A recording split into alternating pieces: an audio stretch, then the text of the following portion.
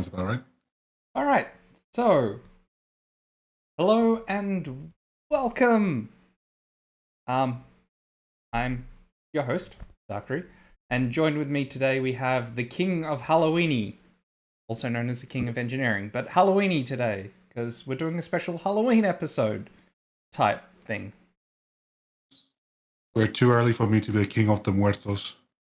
and we're also joined by Axe Kidson, who is the Rod of Lordly Might, I believe. At least I'm hoping that I've got people's names right. Am I right? Or Yep. cool. And the game we're going to be playing is a GM-less, so that means that we don't have anyone sitting behind a screen or anything. Role-playing game called The Zone. Um, so this is a weird fiction horror role-playing game that I found, and I'm a big proponent of weird fiction, as anyone who knows me can probably attest to. Yeah, but split second. What is your favorite weird horror or magical realist book, movie, comic, or game?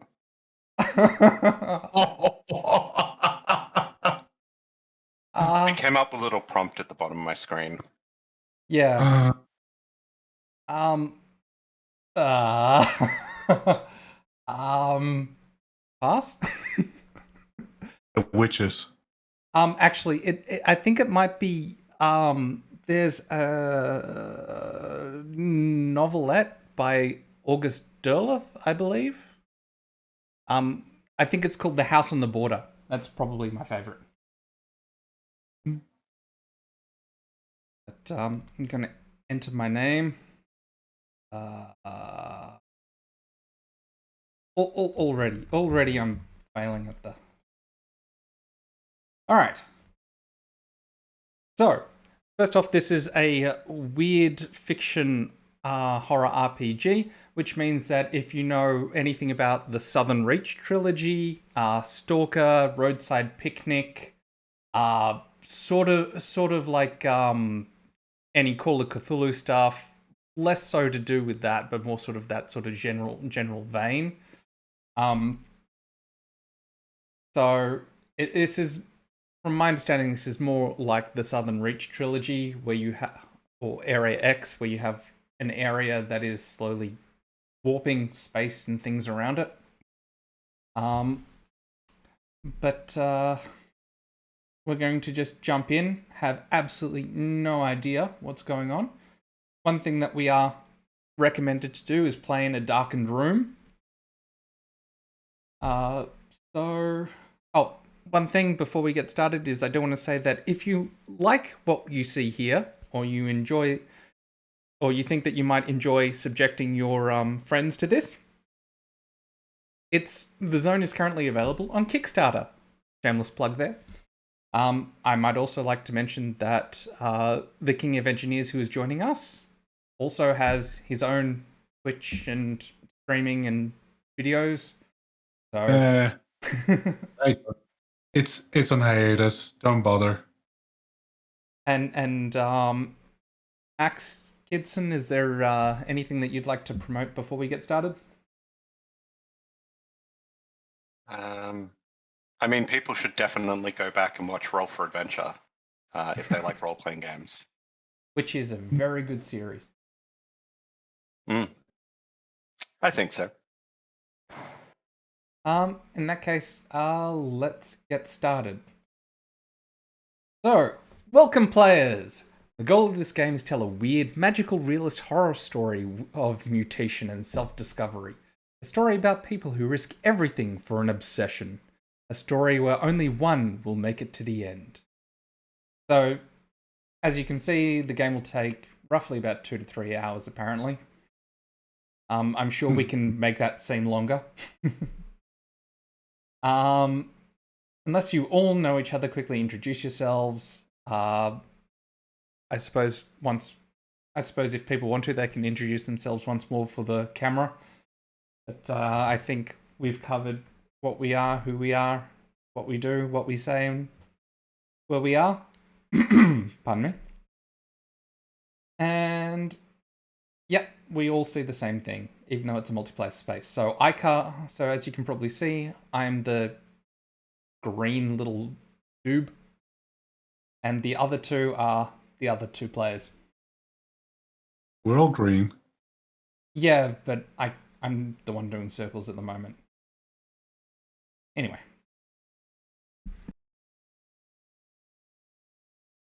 Alright, next to the briefing. Welcome, volunteers. I know you've all been wondering what the zone really is, and if the rumours are true. As the 14th expedition, you deserve to know what we know. It's not a lot, but it may help you. It all started with the anomalies. Locals calling in to talk radio or visiting their doctors with stories of unseasonal weather, impossible objects, half sightings of unknown creatures, claimed conversations with long dead loved ones. People disappeared. Medical notes describe bodies that started changing. We initiated special containment procedures, performed tests on those who refused to evacuate. Then, as if reacting to our attention, the boundary appeared and isolated everything and everyone within an area of several square miles. We don't know if there are still survivors, or if they're still human. Since that moment, not a single expedition has returned. All lose contact minutes after leaving visual range. We're going on fragments, rumours, and occasional anomalies that sleep beyond the boundary. We don't know what the zone wants, or if it wants. It seems to be a mirror. It manifests whatever phobias, obsessions, and memories you bring into it. The zone brings them to life, to test you. There are rumours that the zone can grant your deepest wish, if it deems you worthy. Sensor readings show something incredibly powerful at its heart. Perhaps the only escape is the center itself. You are the 14th expedition. You will almost certainly not return. Good hunting, but prepared to die. The Federal Bureau of Coherence, without admitting liability, thanks you for accepting this mission. So we have to fight a giant floating cult island from outer space. It's more sort of that section has been of wherever we are has been cordoned off. It's a reference that I'm missing. We're going to the oldest house. It's a very deep cut DC Comics reference. Oh, the living house? No, the center. Ah. It's literally called the center. Okay, that must have been that's a deep cut then. I apologize for missing. This is a collaborative storytelling game. Take turns to read this out loud. Games. So we're telling a movie. The game is a series of scenes which we can choose to play in as much or as little detail as we want, describing or acting out what characters are doing. Scenes can be short as a couple minutes, but usually up to about 5 minutes or so. The game will last about as long as a movie. We will take turns being the director. There is no GM. We take turns as director setting up and ending scenes, and all share a few key moves that everyone can trigger at any time to help the story along. No one will be forced to be on the spot for too long. We're in charge of our characters, but share responsibility for everything else. Yeah, so if we all lose, it's our own fault. Well, it leads very well to the next point. We will play to lose. We are not competing with each other. That's why our fates are secretly decided at the start. So we can focus on creating not so easy situations which characters will always take the bait on and suffer the consequences. You know these moments you have go yelling, "Don't go in there," or "Don't touch that," at your favorite horror film? That's this entire game. So don't touch that dial. We'll be right back. Alright. And now the game starts for real. This is the board. It's a shared space. Unless explicitly stated otherwise, we can all see roughly the same things on the screens. If there's something only you can see, it will say, only you are seeing this. Okay? This spiral of cards represents the zone. Each card is a location the expedition will go through on their one-way journey to the zone. The game starts at the zone observation facility, which is right outside the boundary. Once inside, you cannot backtrack. Yep, so we can go through the theater, the campfire, but these are all chosen randomly. Cool. In each location, we will do a few scenes. Expect to do 2 or 3 scenes in each location, fewer as we get closer to the center. 1 turn equals 1 scene. So there you go. There are no stats or dice rolls in this game. Whenever a character tries to do something that seems like it would be not so easy for them, anyone can force them to pull a not so easy card. Not so easy cards have bittersweet outcomes that advance the story, like yes, but, and no, and most of them will trigger a mutation. Trigger them often. But I don't want to.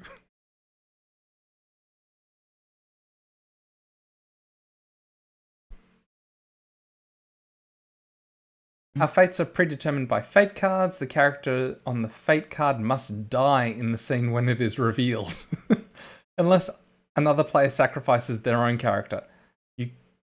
What? You cannot die before your fate card, so take risks. Oh, well there you go.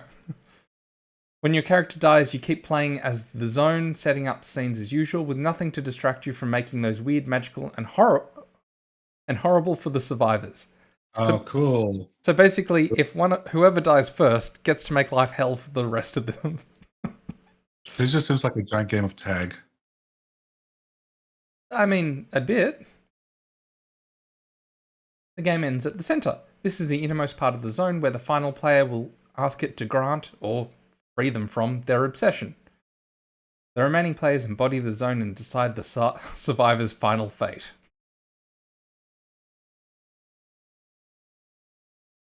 And of course, there is the lovely and very good X card. So this is a horror game, so it's most fun when we take our characters way out of their comfort zones while taking excellent care of we, the humans, playing them. Alright. So basically, if anyone has any problems, they can just play the X card.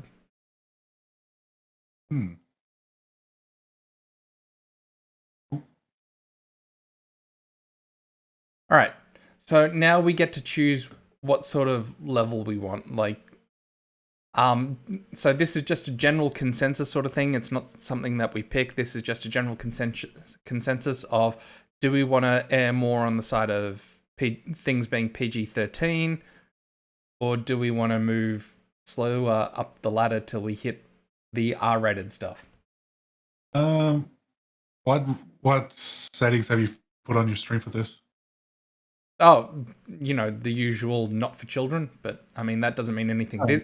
This is just a general barometer. So this is like, do we want to say bad stuff is happening and move on, or do we, basically how graphic a detail do we want to get? I'm down with R-rated.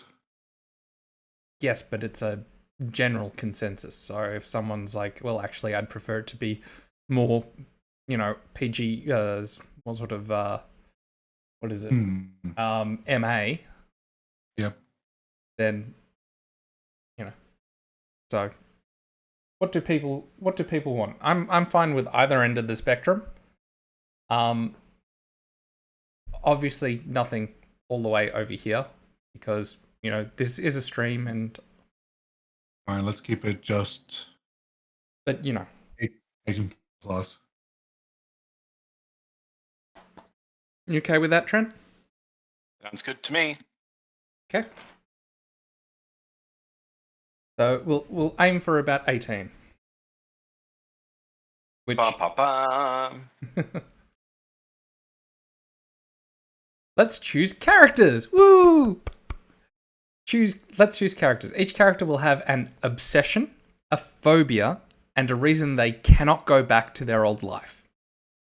All these characters share one thing: they know the zone will almost certainly kill them, but believe it's worth it to fulfill their obsession.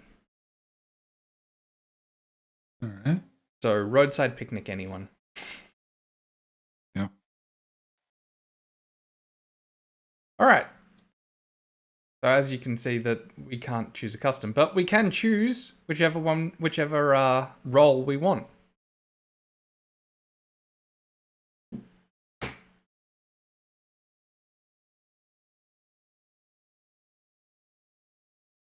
You just click on the pick me and it'll come up with a thing.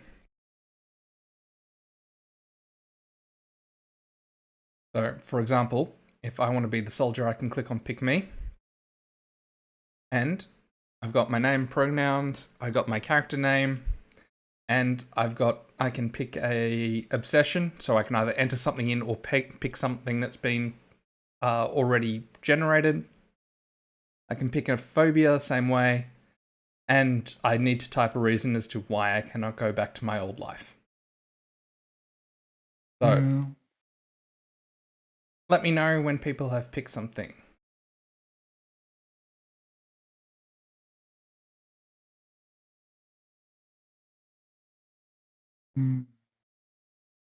Oh, these are all good.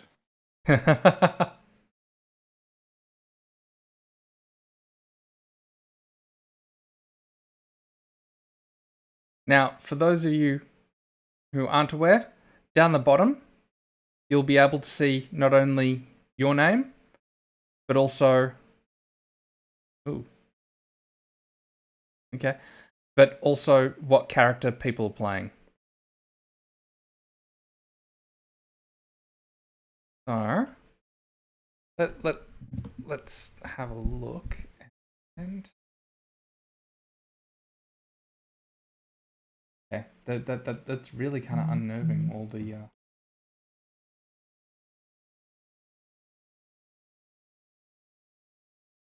the fact that the file numbers keep changing.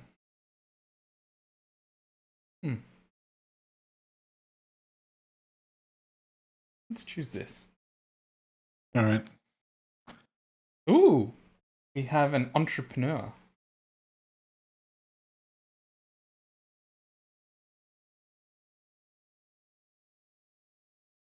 Stream. What do you think?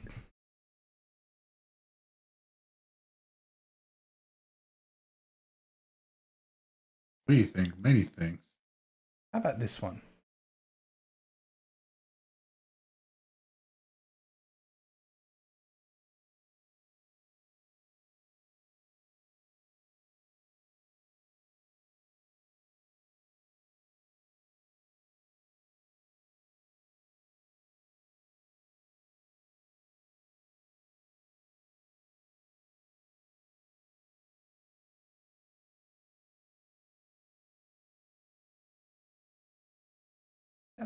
That's fine. And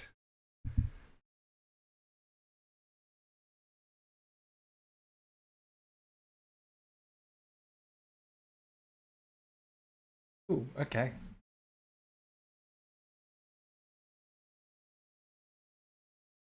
Yes. A bit different.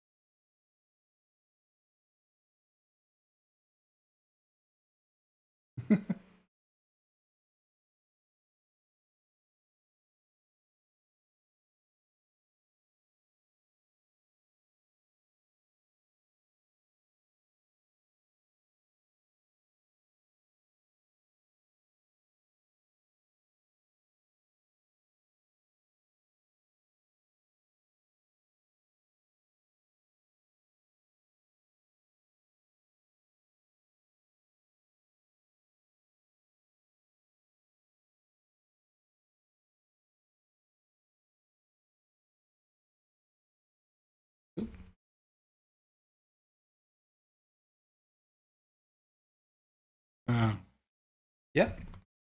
You know, I'm good to go. Yeah, no, I'm the one who's holding us up, sorry.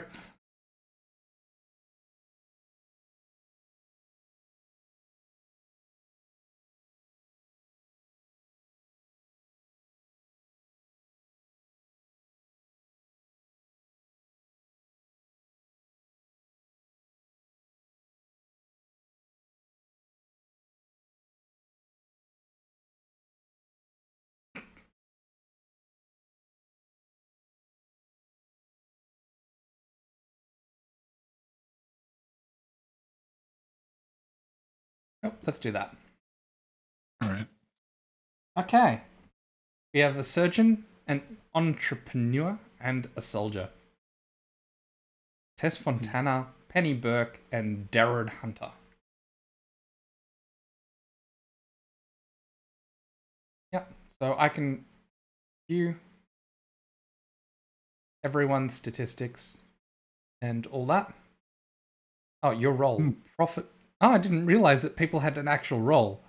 So the entrepreneur wants to profit from the zone, follow the dollar, solve everything with technology, badly disrupt the status quo.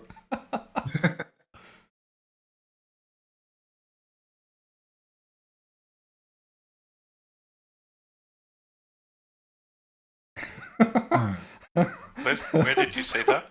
Sorry? Uh, That's underneath. So, for example, I'm looking at the entrepreneur, and underneath that, I've got you're an iconoclastic engineer who's made billions revolutionizing. Yep. And underneath that, you've got your role, profit from the zone, all that. Mm-hmm. So, looking at Tess Fontana, their role is the human body is my playground. Second, do no harm. I like how that comes after the human body is my playground. And there's always a procedure. New is better. Isotropophobia? What's that? Fear of mirrors. Ah, thank you. And spurned by those I thought loved me. Okay. Well, seems like we've got an interesting group of people. Oh, I should probably look at what my role actually is. World is a dangerous place. I can protect them all. Violence is a good solution. Yep. Okay. Sure. All right. So, I was hoping that. who wants to Dr. introduce Frogkoff- themselves, All right. or have we just sort of skipped that by going through everyone's? I think. Yeah. Let's find out together as we all die. Well, I mean, if people want to introduce themselves in character, they can also do that. I,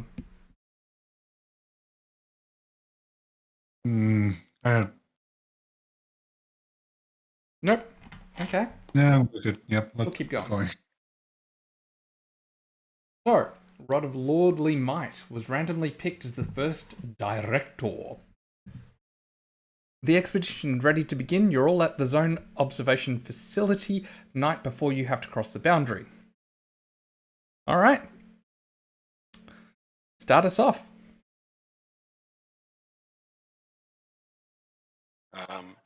The expedition has arrived at the facility. You decide what form it takes.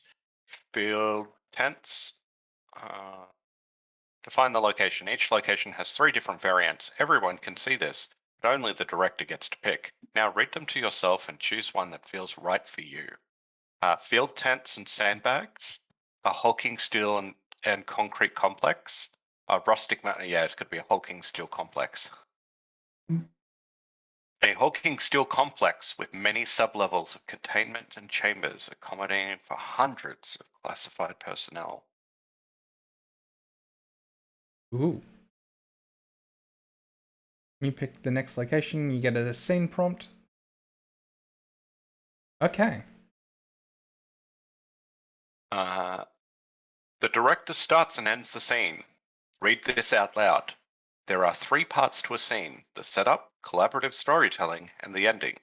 The director is in charge of the setup and the ending, and facilitates collaborative storytelling by asking questions of the group. You can use the questions on your card or come up with your own. We'll use the next scene to practice this cycle and learn the key moves. Introduce the location. Decide which characters it's about. In this case, it's everyone. Set up the situation described by the prompt. Where is everyone when this starts? What are they doing? In future scenes, you'll describe how everyone got there from the previous scene or location. Cool. Ending the scene. The director ends the scene and their turn when the prompt is resolved. In this case, it's when everyone has shared a rumor. It's better to end a scene too early than too late. If you're gone off topic, end the scene. Now, set up the scene and start collaborative storytelling. When everyone has shared a rumor, click End the Scene button. Okay, and it looks like we've got a couple of prompts. Yep. So...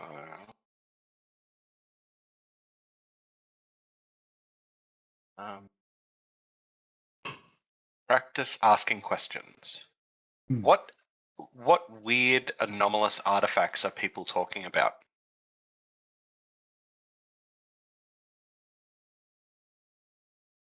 Yep. So that's Rod. So- that, Mhm. that's a prompt for us to Oh. share a rumor. So yeah, this is the collaborative part.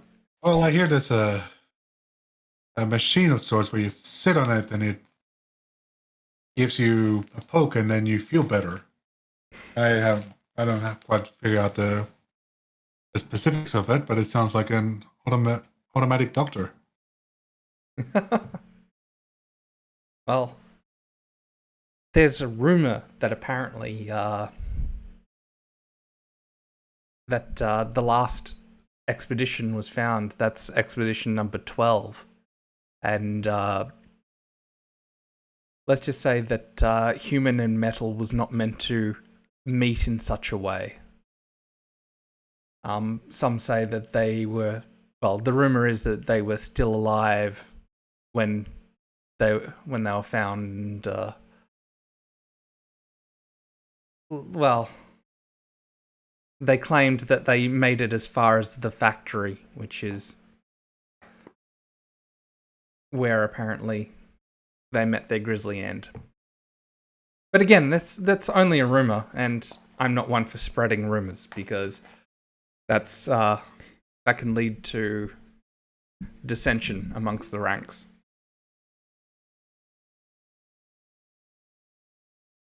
I'm not sure we've done this right. So, okay, set up a scene, introduce the location. So I have to introduce the location. Yeah. Yeah. So, the all of you are in the back of a armored personnel carrier, but one that's been like retrofitted for snow, and it's abnormally large. Like it's quite large in that it can carry like 30 or 40 people. There aren't that many people, but it's got a lot of like straps and bars so that you can hold on, making it fairly easy to move around inside the back of the vehicle whilst the vehicle is moving. Set up the situation described by the prompt. The prompt is what weird and now. The night before, everyone shares a rumor. Okay.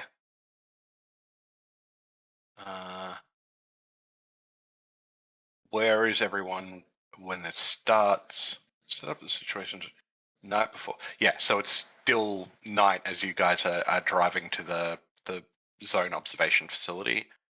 In future screens, whatever, blah blah blah blah blah. Okay. Set up the scene described by the prompt.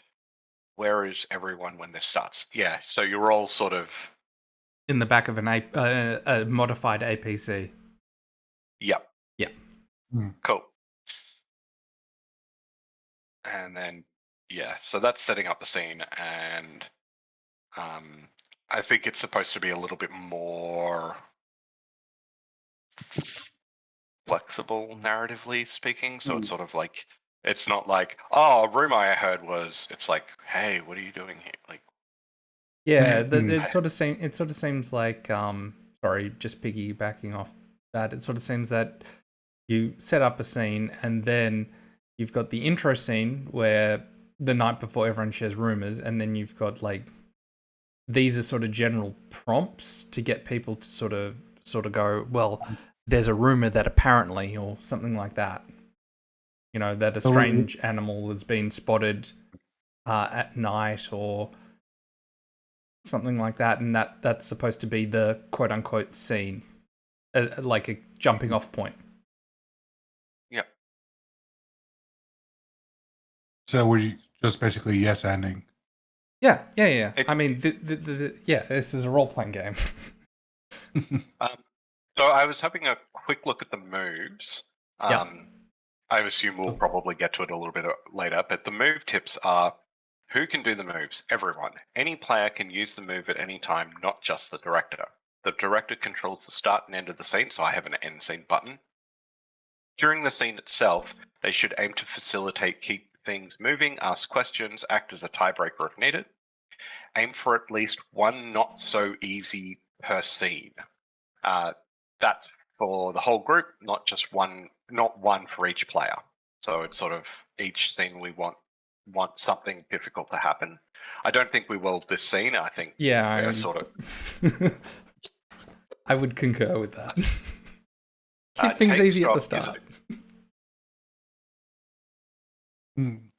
Take stock is a great way to set up a scene. During the scene, something's not right is great for ratcheting up the action. So we've got take stock, something's not right, not so easy, and emote. How many scenes do you do in each location? If you want to keep the game closer to 2 hours, do one scene per location. Most groups do 2 or 3 scenes per location before the boundary, then only one scene in each location afterwards. Okay? Okay.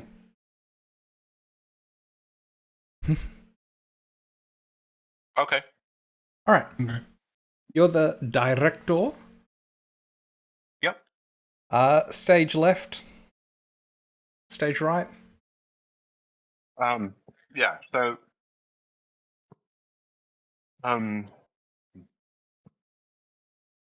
so it was, what was the described artifacts? A robot doctor and Yeah, so we were going off.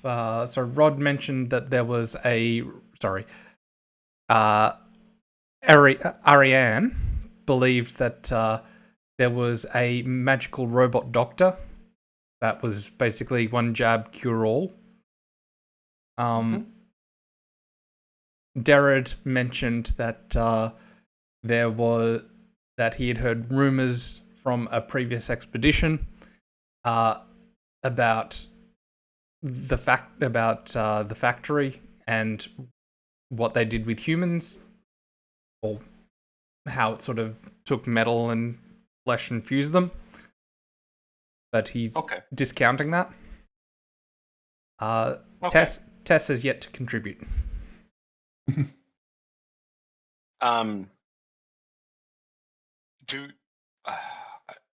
I suppose I'm questioning whether I can contribute. Like, it makes sense that I should have to also play my character, but like, well, I suppose you could contribute as sort of like Tess is like, well, we've got a while till we reach the boundary. I've heard this strange rumor of blah blah blah blah blah. Has anyone heard anything else about what we're heading into? I think Tess. I think Tess doesn't bat an eyelid about the robot doctor that will cure anyone of anything with one poke. I think she just sort of is like, yep, whatever. And then you're like, and this one will fuse steel and wires into your skin and make you like part. And she sort of like, she gets a little bit squirmish. Like, you know how there's people who are phobic of needles and they would freak out, but there are people who are dislike needles. I can't think of the term, but like afraid of needles. And when Derod talks about it, she gets that look, like a little bit green, going, "Oh, that doesn't sound great." So a bit more than uncomfortable. She's sort of like, I don't like the idea of even hearing about it. Yeah. Okay. All right.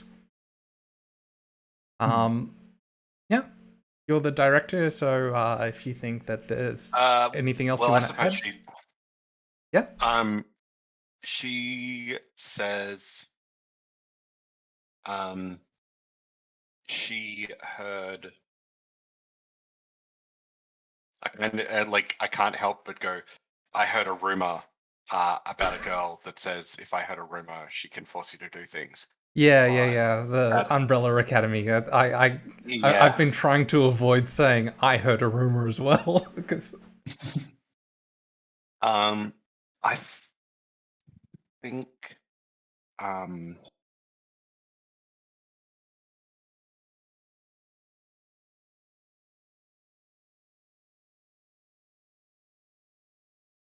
she's heard rumors of all sorts of artifacts. So she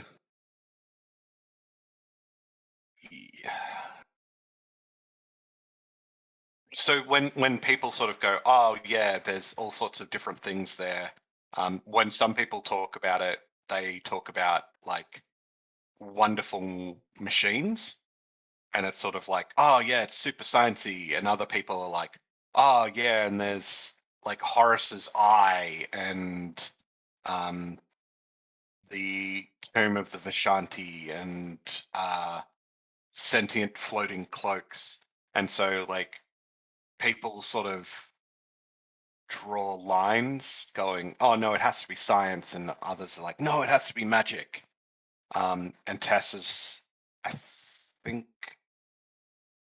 I think she's most interested in the fact that people have, like, seeming to have to pick a side. And she's wondering if that potentially is one of the weird artifacts, is that it's like, oh yeah, everything's powered by magic or everything's powered by science.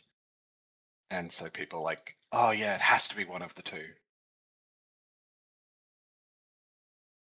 so she sort of wants to sit in the middle ground. So she's like, everything has a scientific explanation, but not. It doesn't always have to. Is that the? Well, she sort of.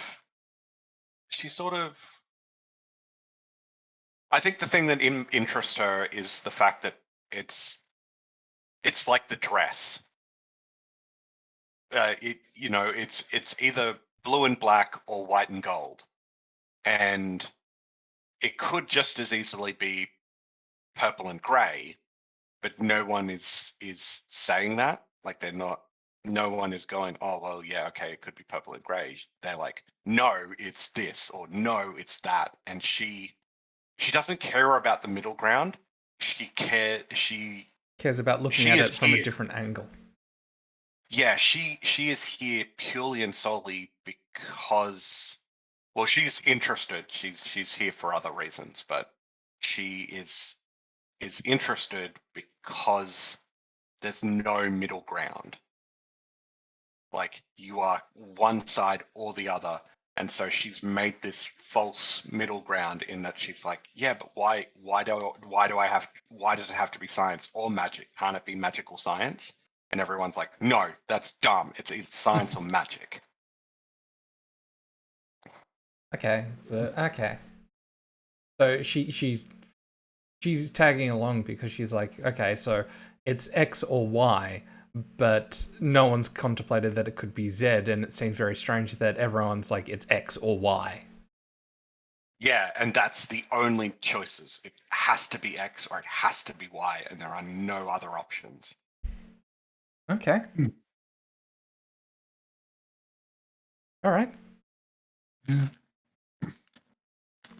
Meanwhile, I'm just wondering why the AC is so empty. Uh,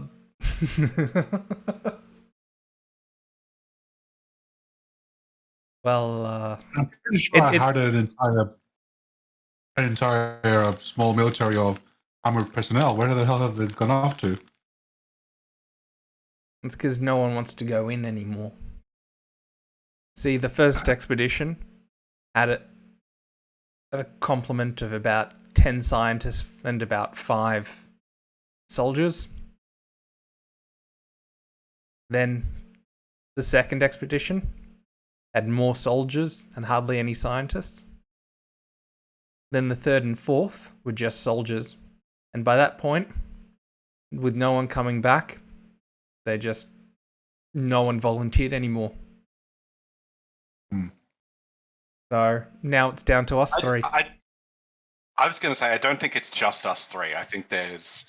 Well, someone's got to be driving the APC, so... No, I think there's probably 9 people. Hmm. 3 by 3. I think... But are they I think there's... Are they an escort, or are they just escorting the 3 of us or are they just red shirts? I think it's sort of setting up them as like potential protagonists. Like, oh, are we the good guys? Oh, we might not be the good guys. And it's sort of like, oh yeah, there's a guy over there that's sort of, I can't help but think of like Milo from Atlantis. So it's just like he's got like 10 books with him, and he's like feverishly writing notes about different things. And yeah, the Dr. Daniel Jackson type trope. Yeah. Yeah, and then there's a battlefield medic who like is clearly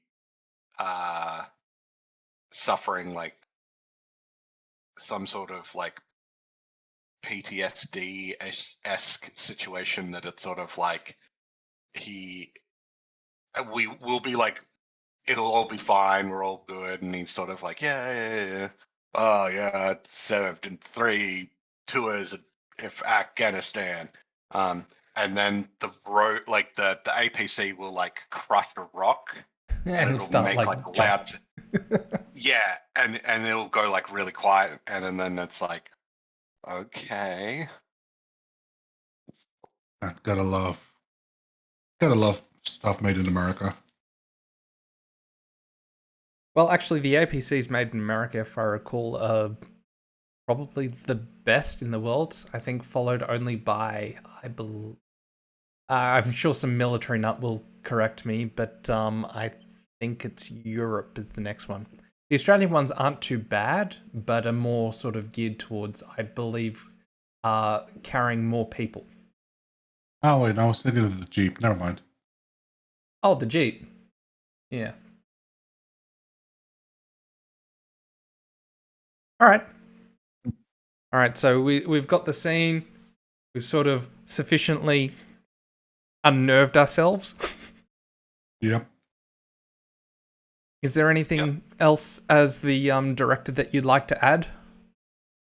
I don't think so. I think if there's anyone of particular note, like I sort of introduced a couple of NPCs, but I think if there's anyone that you're interested, like if there's someone you want to sort of put forward, that we can use them for doing something else later.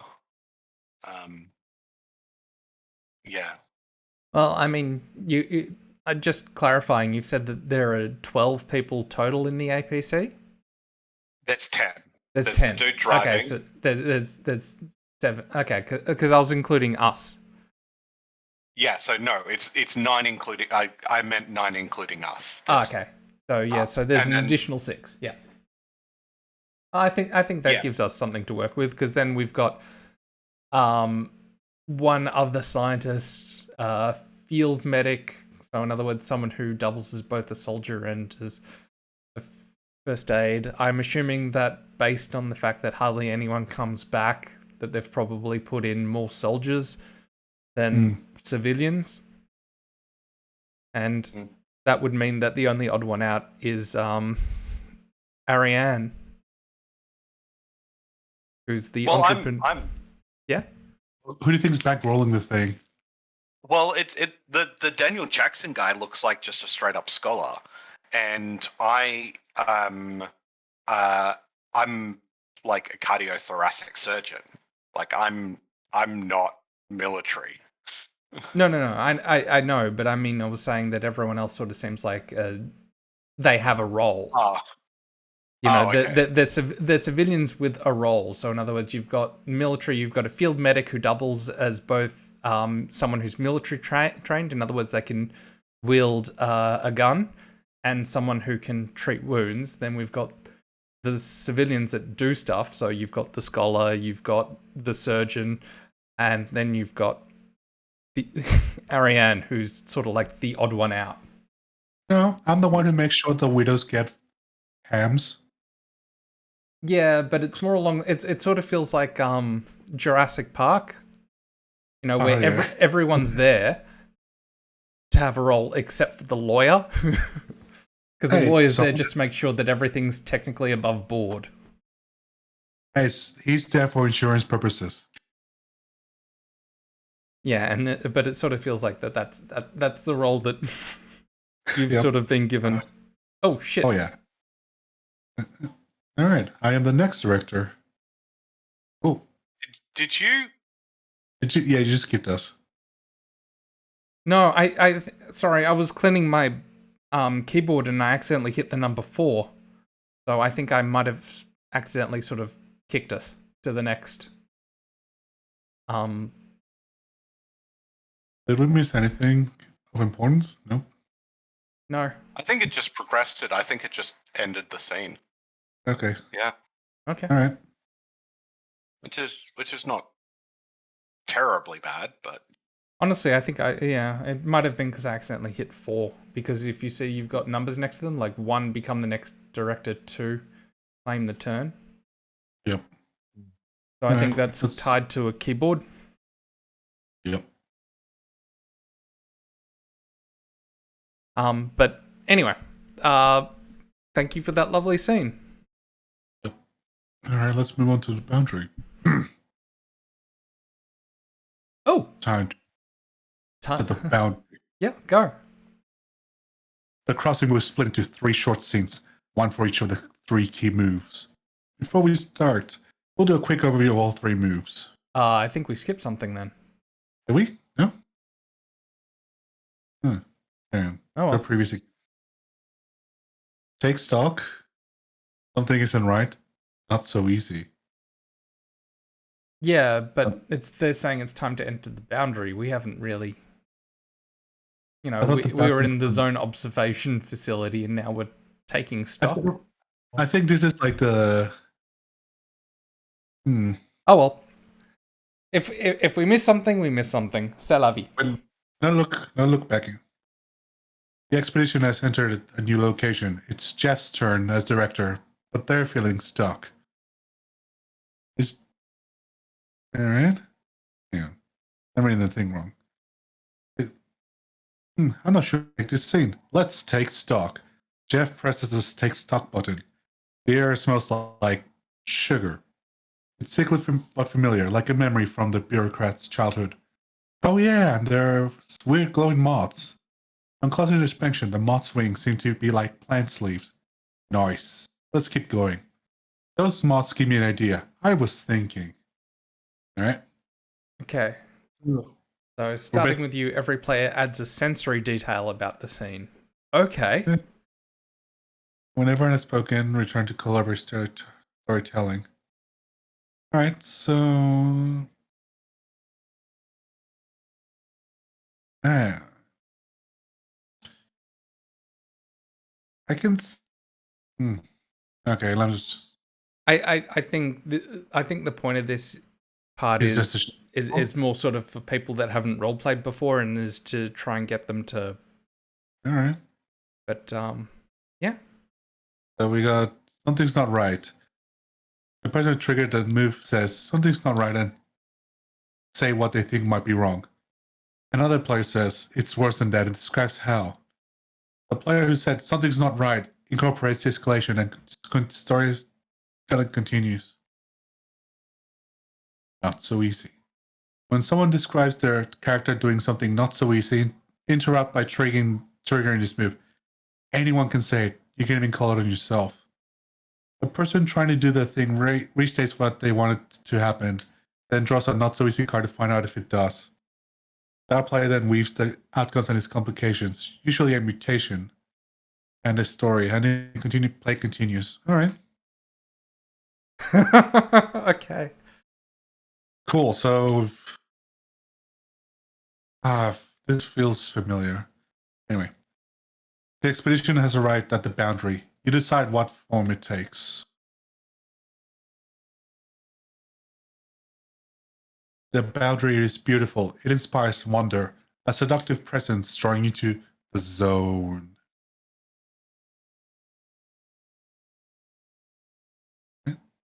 So I get a scene prompt.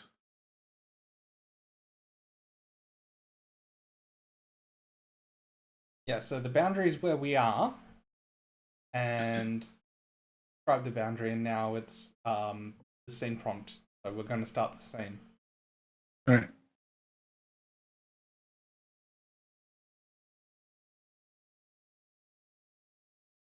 All right. So here. The expedition sees the boundary for the first time, but does not cross yet. What this? All right, so like we did with Trent, you described the scene. So how did we? So we were in the APC. Yeah. And now, what do we do to get to this? Because how do we get from or what happens during the APC part to get us to standing literally in front of the boundary, seeing it for the first time? As we And what do we see? And all that kind of fun stuff.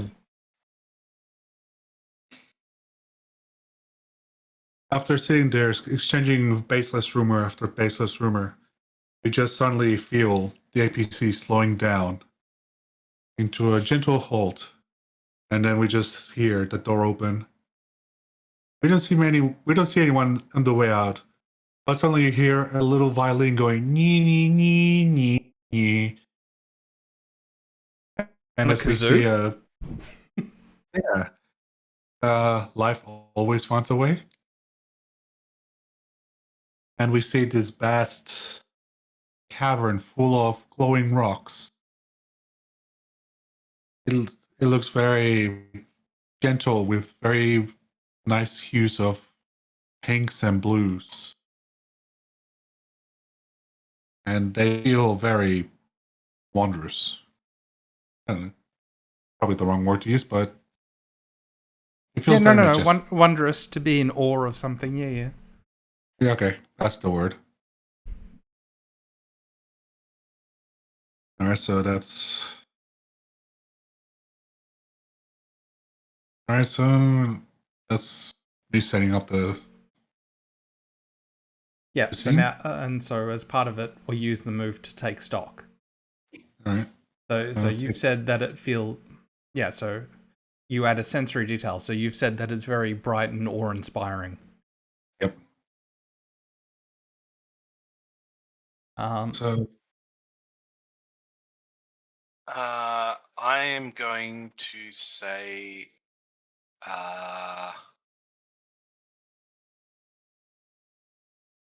the air tastes of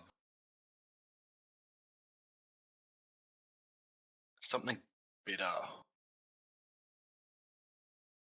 I'll just leave it at that. Something inherently bitter and salt. So as you breathe in, you're breathing in this like smell, a taste, A sort of acrid type thing, or no, like just I'm just thinking of like salt flats. Hmm. So it's just like you like, if you were feel like if you were breathing heavily for a short period of time, you'd start to get like salt crystals around your lips, that sort of thing. Ah, okay. In that case, I don't know if I can, but let's try it. Something's not right.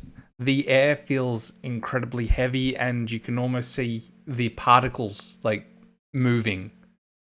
Not quite all in one direction, but but it seems to almost sort of be shimmering or waving.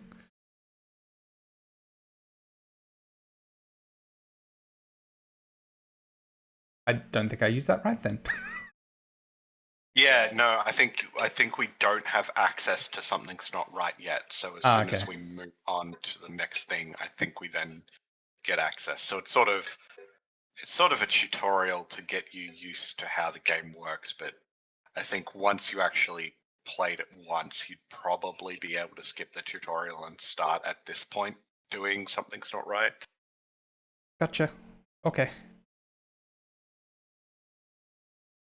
In that case, I will add that Derrid has entered full sort of soldier mode and keeps his because I am wonderful with guns.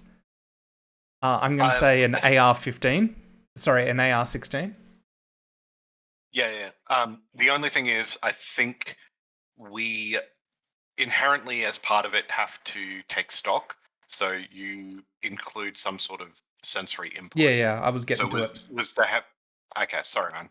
No, it's all right. I was just So I was saying that so Derrid sort of entered full soldier mode since getting out of the APC and is holding on tightly to his AR-15. And while he's in awe of what's going on, he's also like checking every sort of everything, and then he sort of sees movement out of the corner of his eye, and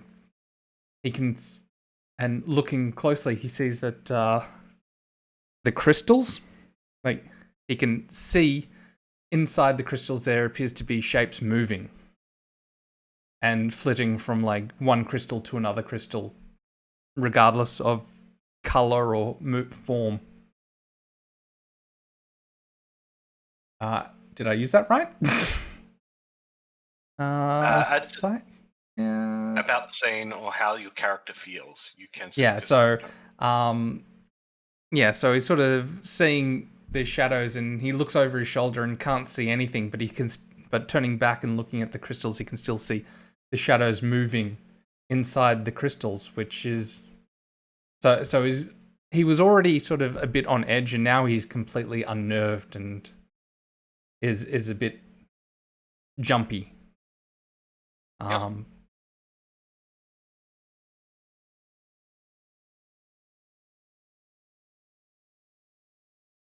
So that's my take stock at the very least. So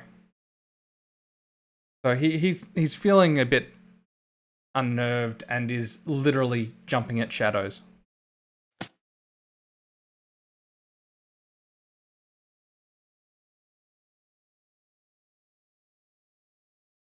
Hmm. Where's everyone? Well, I'm sort of hovering around the APC jumping at shadows. Okay. Tess seems to be tasting the air. Hmm. Yeah. So that's gonna. I think that's pretty good setup for that scene. So just end the scene. Okay. If that's Yeah, like we've all taken stock of the new scene. Yep. Right. Oh, what? Yep. Is my Alright. turn. Cool. I am the director. You decide when the scene takes place next. Okay. Something's not right. Use something's not right when you need to ramp up the danger in a scene. When to use it? Frequently! It's a great way to set up the not so easy situations. Who can use it? Anyone, anytime. Set up the scene, then try out this move by pressing something's not right. The expedition starts to cross the boundary, but something's not right.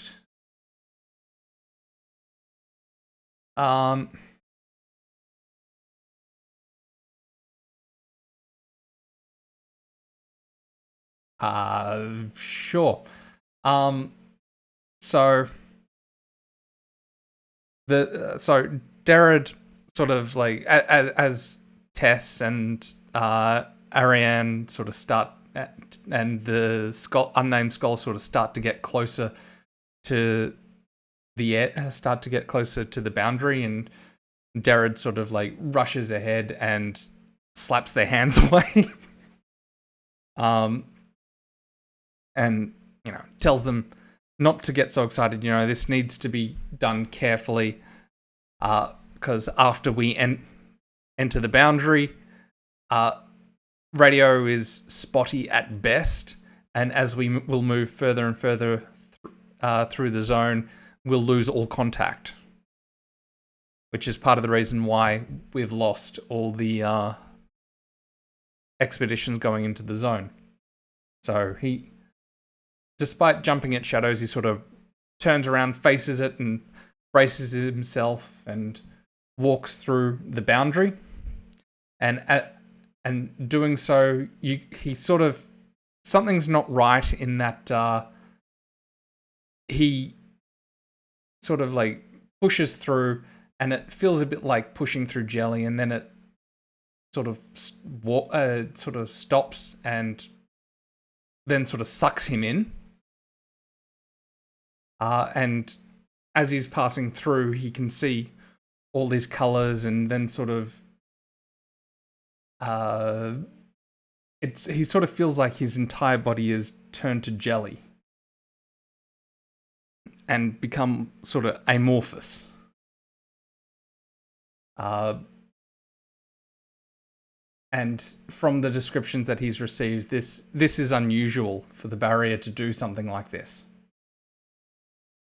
So do you think that the barrier is fighting him or trying to eject him, or he's not quite sure, but it almost seems like the barrier is trying to like absorb him while at the same time as push him out. So it sort of almost feels like the barrier is literally trying to like chew him up and spit him out. Is there? Then I do. Okay. Incorporates. Another player says it's worse than that and describes how. And then that's when we play the not so easy. Really? Is that? I don't think there's anything else that needs to happen, really. No.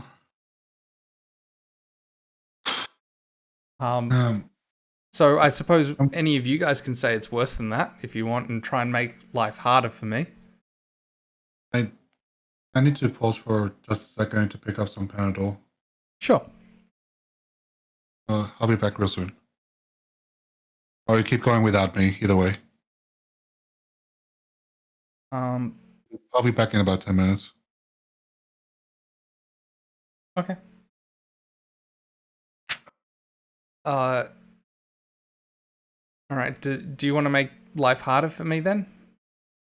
Or yeah, I do. I know. actively do. So you're feeling like you're jello. I think. See, I want to make life harder for me as well, but it's going to be a bit hard because we don't have access to the not so easy. No.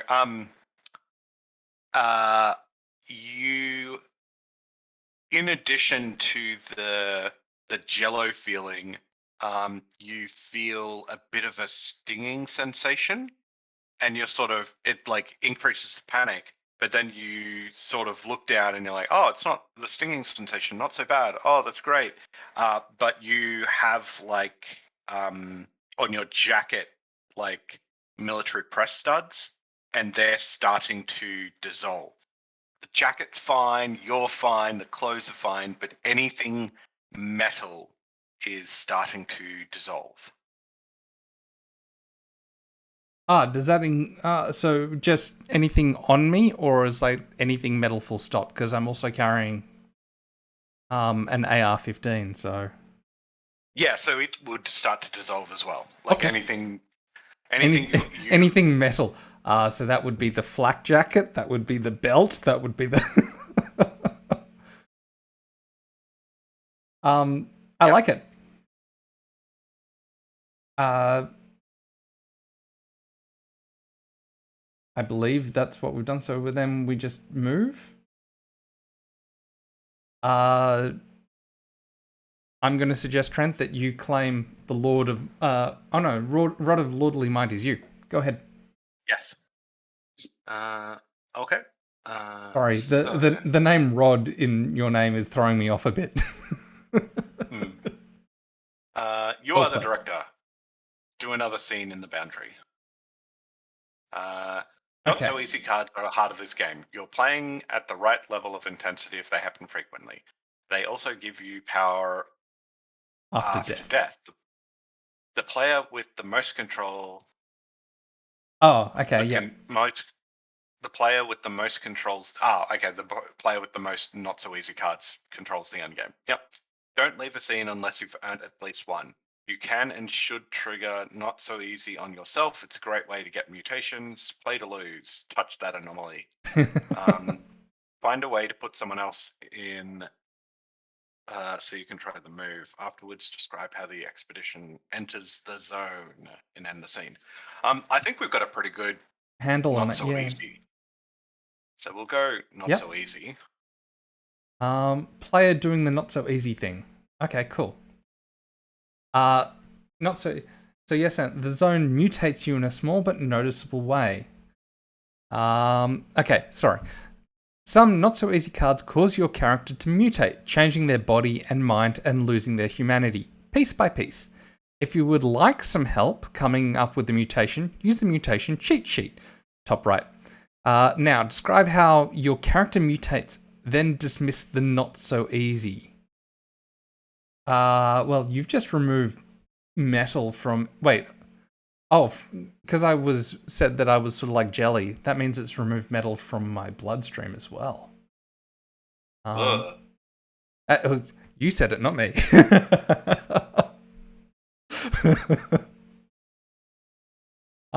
Combine a body part. Okay, so mutations. Only you can see this.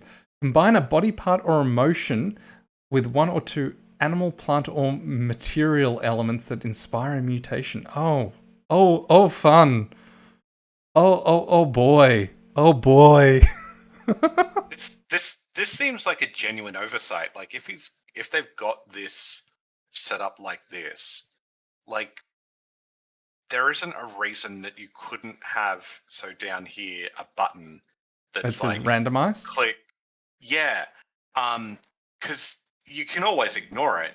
And also, like, I love this table, but like if you've got 1 to 20 here, like would it be all that much harder to put these in a similar sort of table? Well, these are 1, 2, 3, 4, 5. So that's 5. Okay, so they're a bit. Okay, yeah.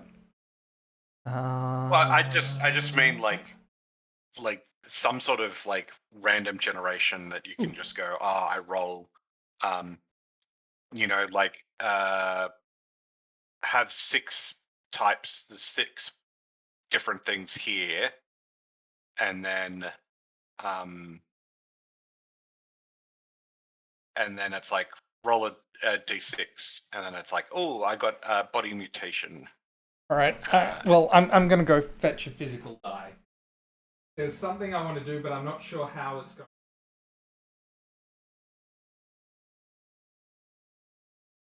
Roll a d6, and if you roll a 6, roll twice. Ignore additional 6s. Alright. Got a set of physical dice here. I'm gonna. I know what I want, but I don't know how I'm gonna. So let's see what we go with. Oh. Okay. I love it. What you get? Okay. So all the metal, you know how the metal is actively dissolving Yep. as I'm passing through. So Yep. as I'm passing through, you can see I sort of stumble a little bit and clearly cut myself. And all the metal is dissolving and sort of seems to disappear under my skin.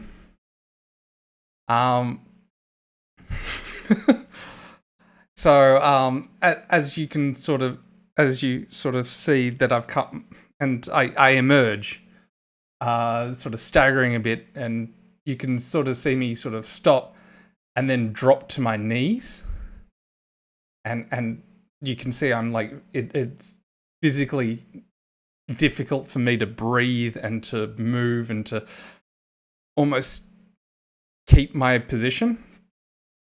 And looking, you can see that where I sort of cut myself on my hand, my arm, or wherever, you can sort of see that there's a slow drip of gold sort of like falling down. So my entire blood has been converted to a sort of molten version of gold. Nice. Blame the dice. Icor, eat your heart out. Sorry? Icor, eat your heart out. Yeah, well, so, yeah, so, I rolled the dice and I went with what made sense, because I'd already picked a sort of what was going to happen to what first, and then I didn't know what it was going to turn into. Because It's good to me. I sort of figured that since you were talking about metal, that my blood would be the one that was probably the most affected, because, you know. So I went with that, and then I rolled gold, and I'm like, okay, sure. So my blood is now a sort of liquid gold, and while that would probably kill someone, you can see. Well, Sorry? thankfully, we are not in regular old London town, so Yeah. it's not immediately fatal. Yeah. I mean, my arthritis is gone, but sorry, that was No, you can't prove that gold has any effect on the. Shout out to the one guy that gets that joke.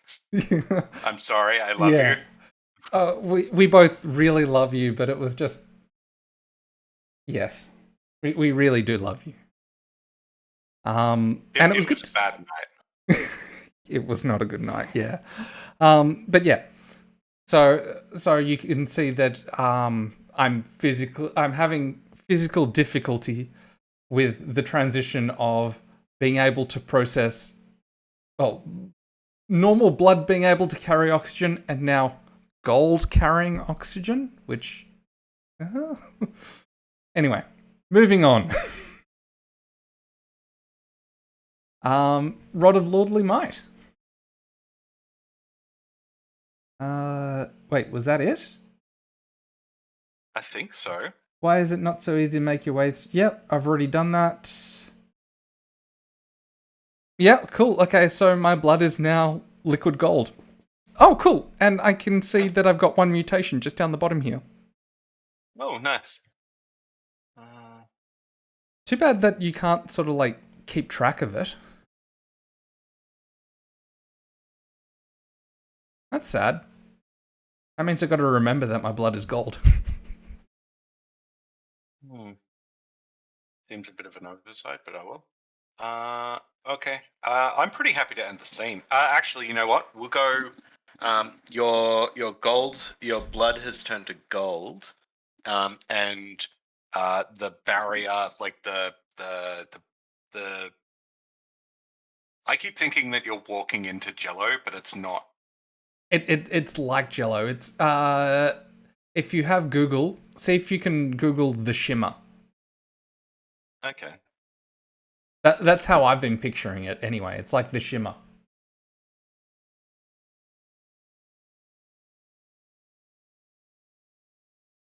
At least I believe. Oh, it's like looks like an oil slick. Okay, Yeah. Cool. Cool. That's how I've been so- picturing it. Yep. I pictured it more like you literally stepping into a gelatinous cube. But Oh, I mean, okay. who in their That works just as well. who in their right mind would do that, especially if they were already D&D adventurers? That's just dumb. Shout out to the D&D movie that's coming soon.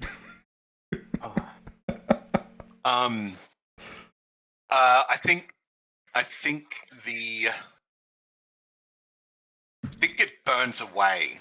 Like it starting from where I think something catches as it's dissolving or something, and it cuts open your arm a little bit, and you start bleeding, and anywhere the blood sort of touches the wall, the shimmer, it like it doesn't burst into flames, but it's sort of like that ember thing that it sort of like spreads out and just like burns off in ash. Oh, yeah, I see. So yeah. So it's done the thing, and then whatever it was that was causing the whatever was causing the anomaly within the barrier is sort of like disappeared now? Yeah, I think it made its own allergic response. Like it made it, and so like it's sort of the barrier's burnt off, and so if you hadn't got cut by it, there's a likelihood that we could have suffered the same fate. But then when you got cut, it's dissolved the barrier so that we didn't have to transverse it. I took the mutation, so you guys didn't have to. Pretty much, yeah. Well, this is a game about sacrifice, so. Alright, cool. I think Tess is then gonna just run over. I think the field medic, Sven. I like how we've just introduced an NPC and we're going to root for him the entire time. Yeah. Sven's going to race over and just like, what the hell was that? I've seen some shit. And I've never seen anything like that. And he's distracted. Like he should have run over and started doing the bandage. And Tess sort of pushes him aside and then just does a quick compress or something that's like more about like making sure it doesn't get infected than stopping the bleeding, but like it'd probably do that too. All right, so this is also liquid gold, so yeah, so that means that she's doing the compress, that's also being stained with what appears to be a hardening metal. Because I would imagine that it probably, like, how blood sort of congeals when it's exposed I was thinking the same thing. Yeah, it sort of like hardens into actual gold. I mean, you could make it killing, but not very nice. All right. Yeah, so I believe that we've now done the not so easy, unless, hold on. What was it? Yeah, so as what?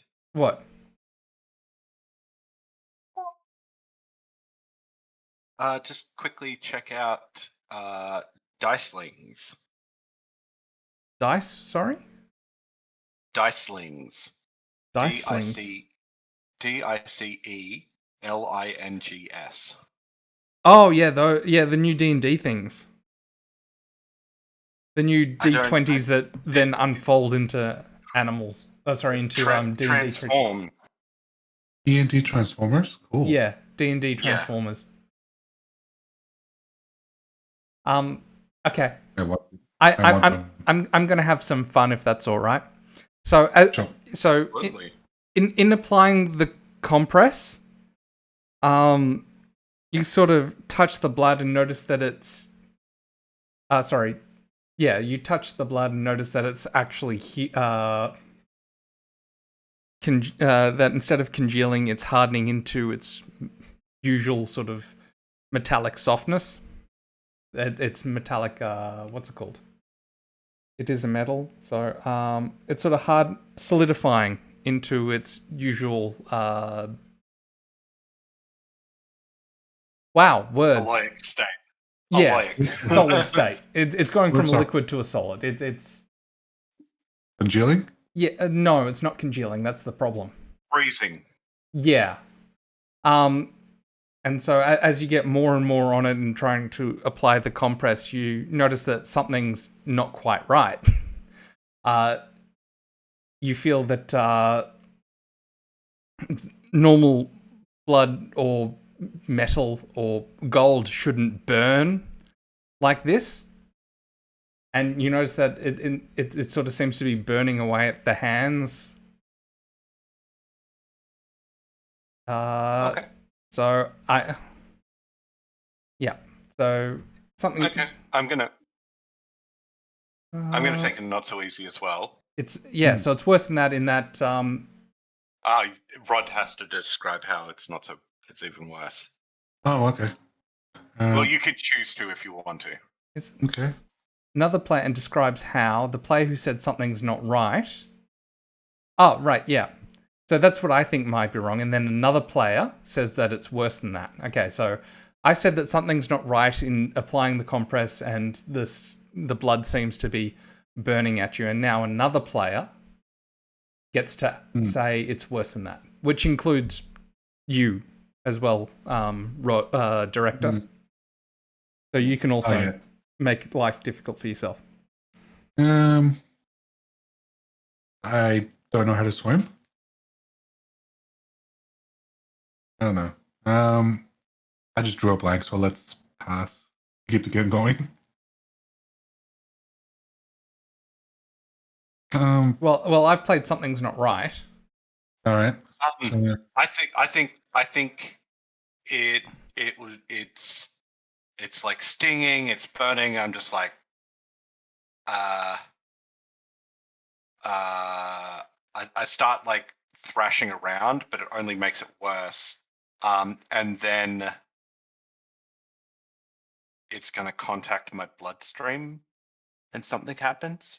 Well, I mean, you've described that Like, it's worse than that because it's sort of burning your whole body. So that's when you pull a not so easy. Yeah. Yep.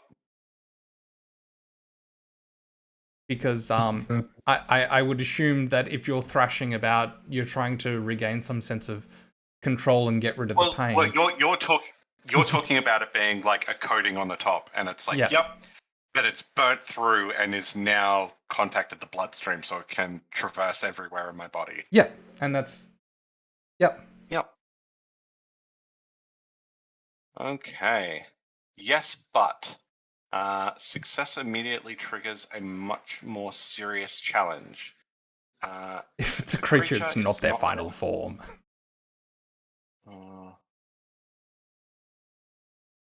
Explain how this comes to pass, and then click to dismiss. Okay. I think it's going to be a lingering threat. I think it. I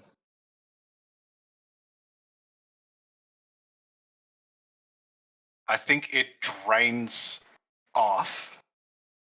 And you can see like burn like you know when you do electrolysis on wood and it like burns the vein lines. Yep. Up to mid shoulder, she's got these like burn lines where her veins are close to the surface. So instead of varicose veins, she's got burn lines. Yeah, and the gold sort of flows off and becomes this like not. I was going to say skeletal, but not skeletal. More like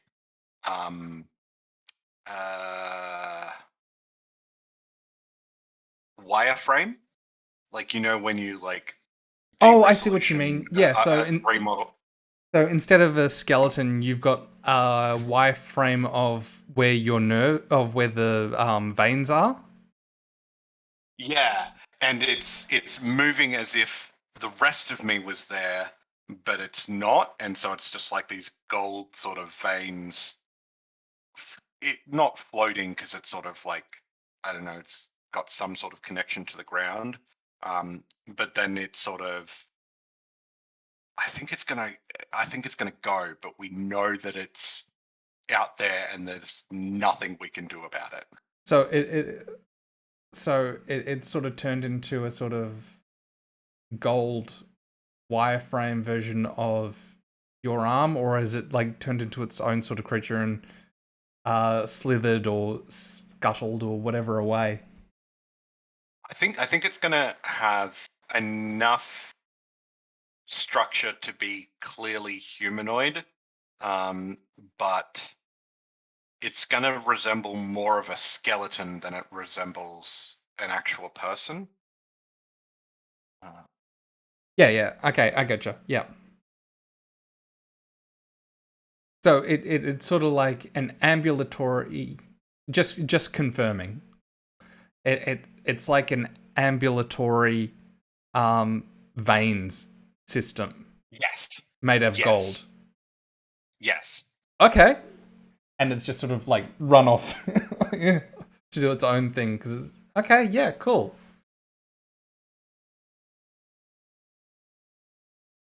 I can't imagine that's not going to come back to bite us in the ass. Nope. It may not. We shall see. Yep.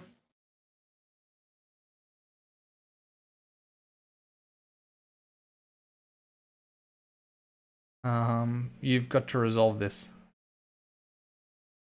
Oh, okay. Oh, and I mutate somehow.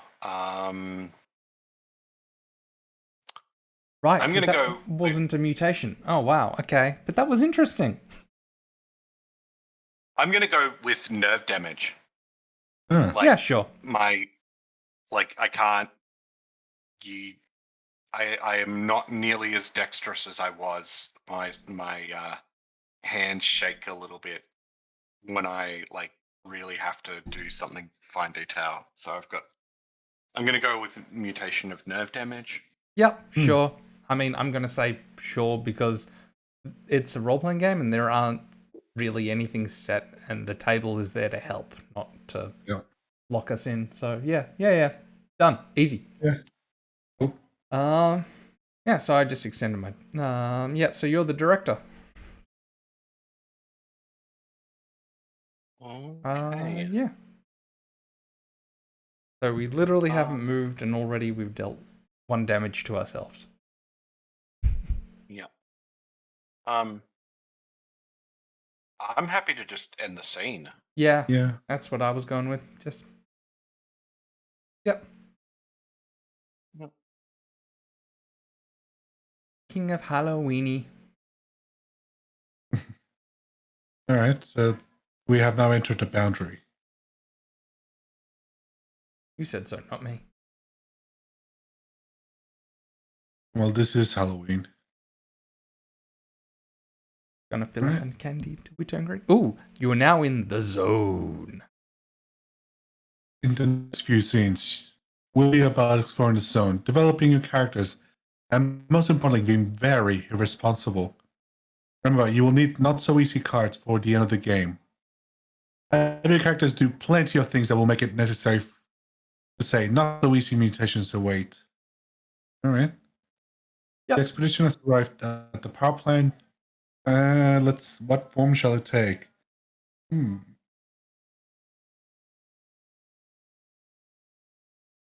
We see a shattered nuclear reactor, concrete caved in, radiation vomited into everything that surrounds it. Hello, 3 Mile Island. Get across, you can- Okay. I was thinking Chernobyl. Well, I think if anything, it's probably closer to Fukushima because that actually leaked radiation into the water and everything. Anyway, that's regardless. You're setting the scene. You tell us what it looks I was like. going to say, Mr. Split Second, you'll find that he is currently. All right. A beast poses a terrible threat to the expedition. What makes the beast such a threat? Why do you have to confront it?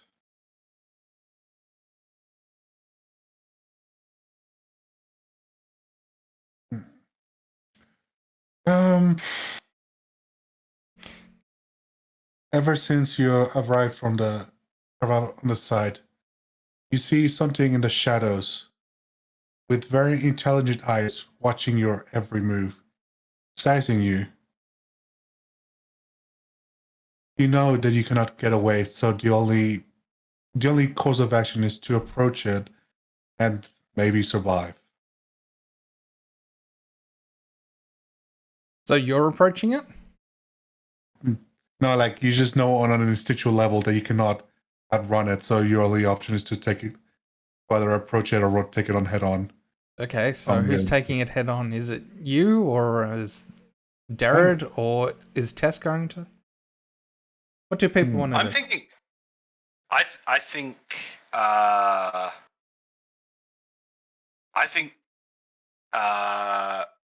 Ariane sort of goes, "Hey," quietly to the two of us because we're sort of.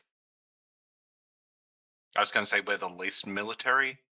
I think you might be mercenary but not military, and so we're sort of it's us versus them sort of scenario. Well, and Ariane's. Well, I think it's more sort of I have more to lose because if you look at my card, I've got I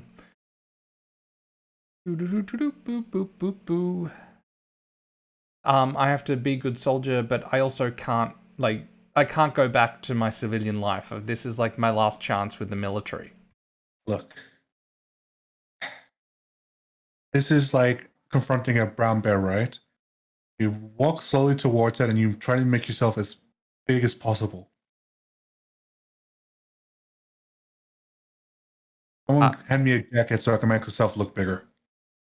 Well, I don't think that that's going to be so easy. You're calling me small. No, I'm getting you to like because you're trying to do something that's not easy because you're trying to make yourself look intimidating to what you're assuming is a brown bear. Yeah. I'm going to say that that's not so easy. All right. Okay, so what's not so easy? You click on the not so easy part. Oh yeah. All right. Click here. Oh, so do I click on it? Yep. Player doing the not so easy thing. No, and the sun mutates you, causing an extreme loss of humanity. Yeah. So you were trying to make yourself seem intimidating, and the no and is it didn't work, and describe the way in which it didn't work and how and why the zone is mutating you now, causing you an extreme loss of humanity. Apparently, we only had a small loss. Oh, extreme loss. Well,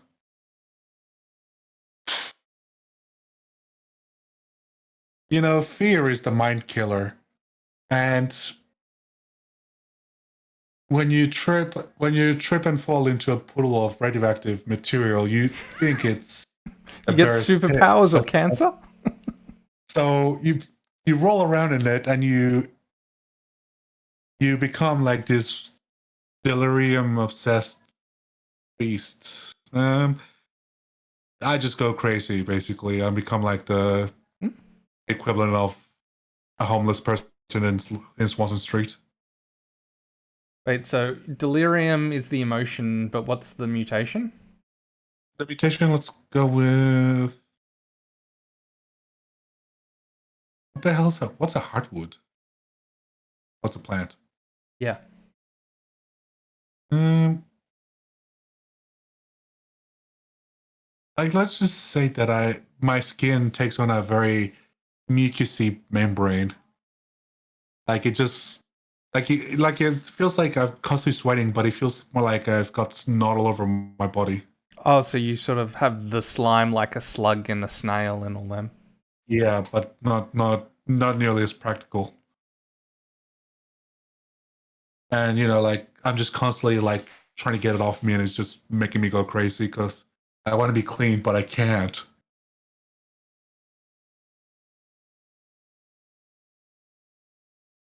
All right. By the way, Yeah. heartwood is the central supporting pillar of a tree. Oh, cool. All right. So I become a radioactive slug man of sorts. Dun, dun, dun, dun, dun, dun, dun, Radioactive dun. slug woman? Oh. Hey, don't assume to know. Ariane, yeah, okay. Slug woman, yeah. Yeah, I thought Ariane was a male name. Oh, then they're male. That's fine. Whatever. Look, slugs are beyond your gender. I can be whatever the hell I want to be. Okay, so that was me. It's still you. It's still me? Oh, I mean, unless any other. So, in that case, since you've fallen and you started growing mucus or whatever, and we're going to assume that the animal is still out there. Yeah. I'm going to, with some difficulty, raise my oh wait, no, I don't have any of my guns or anything. So I'm going to take the pistol off the first aid. Sorry, the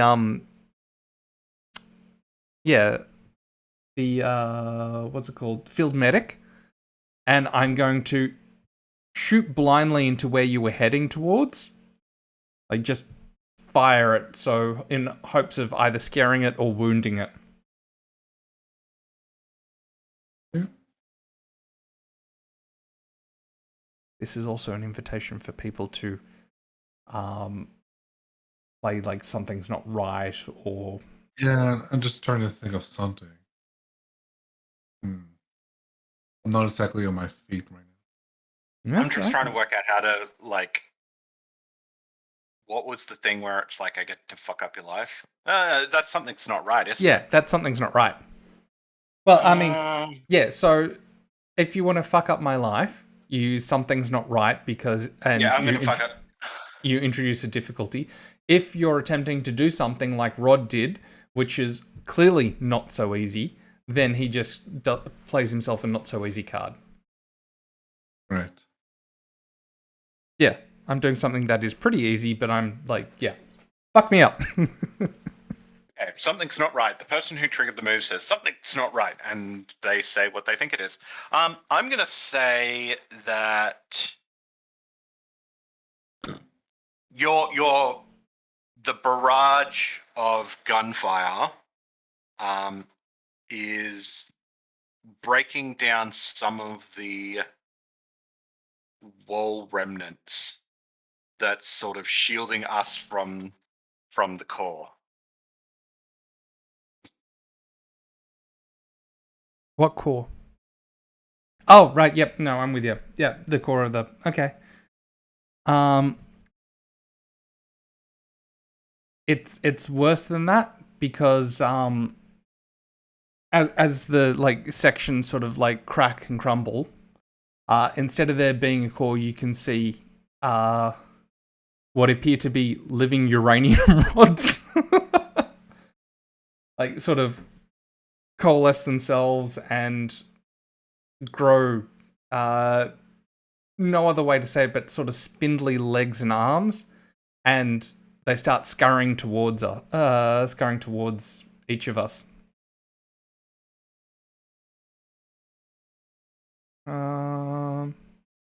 Player said something's not right. Incorporates the escalation. Yeah. So your wild gunfire starts breaking down some of the walls, but in the process of breaking down the walls, it cracks these eggs that were hidden amongst the walls, and these crab-like creatures Yeah. come out from the eggs and start moving towards the source of the sound. And their awakenedness. Yeah. All right. So now we have.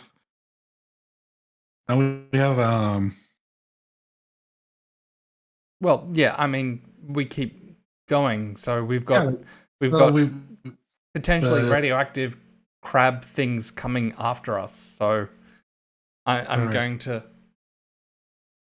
to shoot wildly at. Well, I'm going to attempt to shoot to kill the crabs. So I'm going to assume that that's not going to be not so easy. yeah. No, I think Yeah. What's wrong? you're a military man, aren't you? Yes. I think that's fine. I think No, but I'm trying to. So we're talking about. Yes, it's pretty easy to shoot them from a military standpoint, but I've also got to try and like break the shell. The yeah. okay. Yep, I'm cool with that then. because we don't know where their brains or anything are, so it's just a matter of yes, I can probably shoot them because of my training, but you've also got to break the I've forgotten the word. Carapace? Carapace, that's the word I was looking for. Thanks. Yeah, I've got to try and like break the carapace, which I'm going to assume is going to be difficult because it could be one of those ones where you got to shoot repeatedly at the same spot to weaken it, or And they're hauling ass towards you. yeah, they're essentially hauling ass towards me. So that's why I'm saying it's not so easy. Do people disagree or? No, I'm good. Yeah, I'm good with that. All right. I'm just trying to find a way to. Okay, so I fail at that. It triggers. Oh, mutates you in a way that triggers your phobia. What are you most afraid of? Oh. Ah, crap.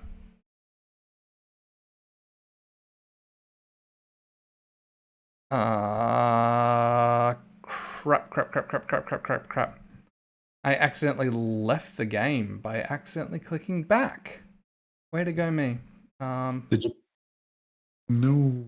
Hold on. Good job. 6K98D. 6K98D. Scarf stream.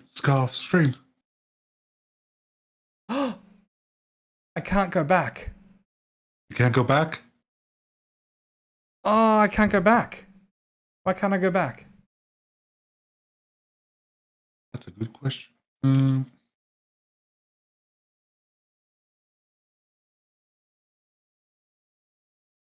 Okay. Something. We're currently experiencing technical difficulties. Yeah. There we go. Oh, you got it back? Yeah, I'm back in now. Yeah, Good. because I tried. Because all I wanted to do was find out what my phobia was, because I can't remember it at this moment in time. And apparently it won't let me like minimize the thing. So I can't remember what my phobia was. Can someone else check for me if they can? What's my phobia? I think you have to say what it is. No, because the phobia was one of the things that we put down. I think you can just resolve this, and then we can look at what your phobia is after that, and then do a thing based on that. Well, Yeah. just in case, I'm going to roll a d20. Okay.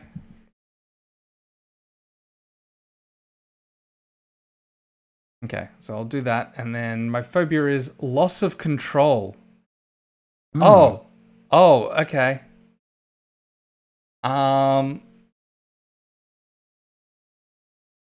Perfect. All right. So I'm shooting wildly, trying to break the shells, and one of the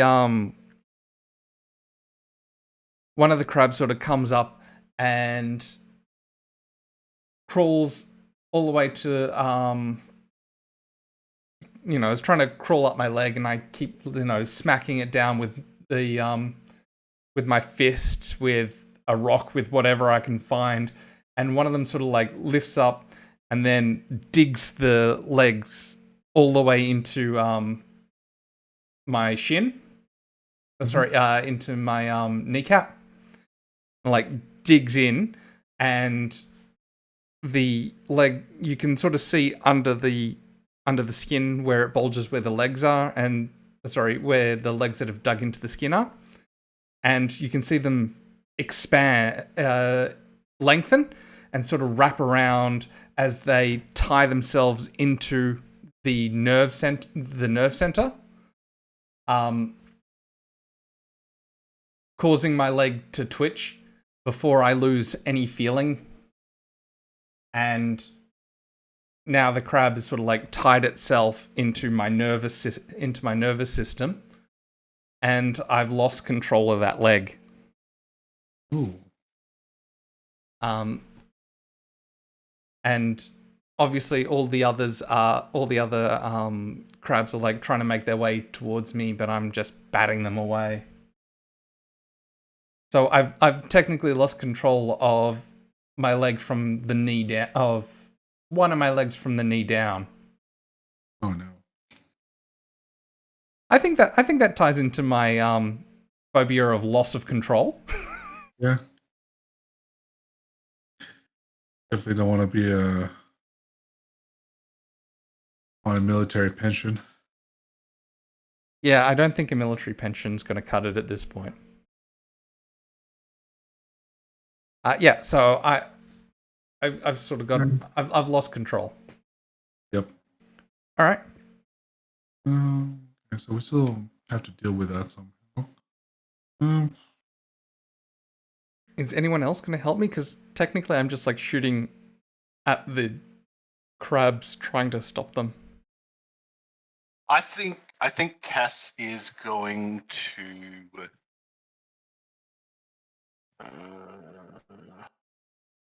I think she's clever enough to work out that the.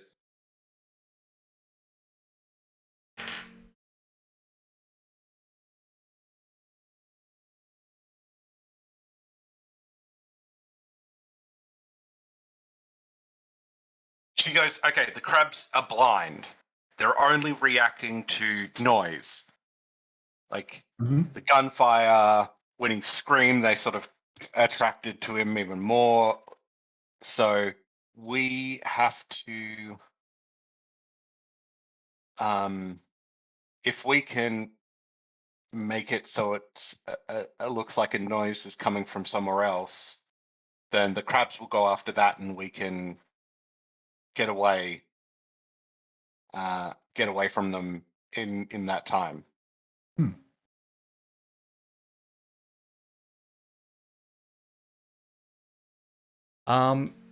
Yep. I don't think that's very easy. Yeah, no, that would potentially be difficult, depending on what you wanted to do. But yeah, I definitely say that's not so easy. Yep, agreed.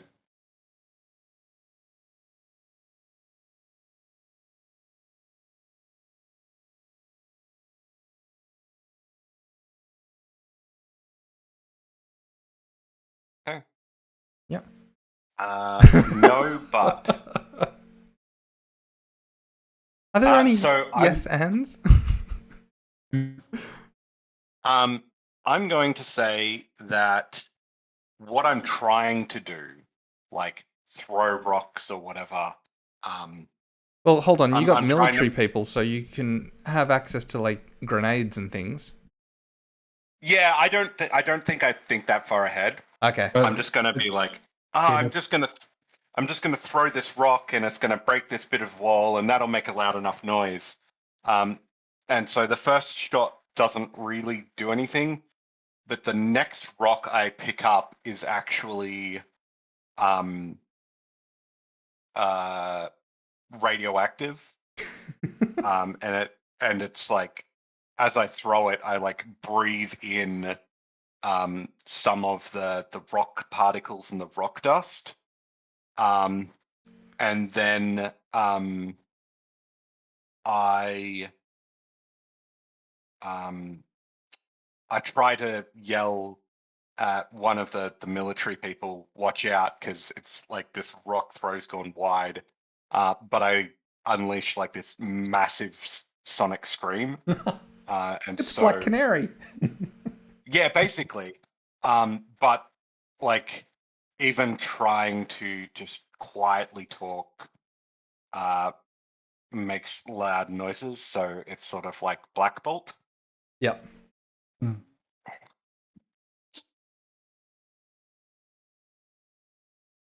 Okay, so now Oh. it's really, really hard for you to talk. Yeah. Hmm.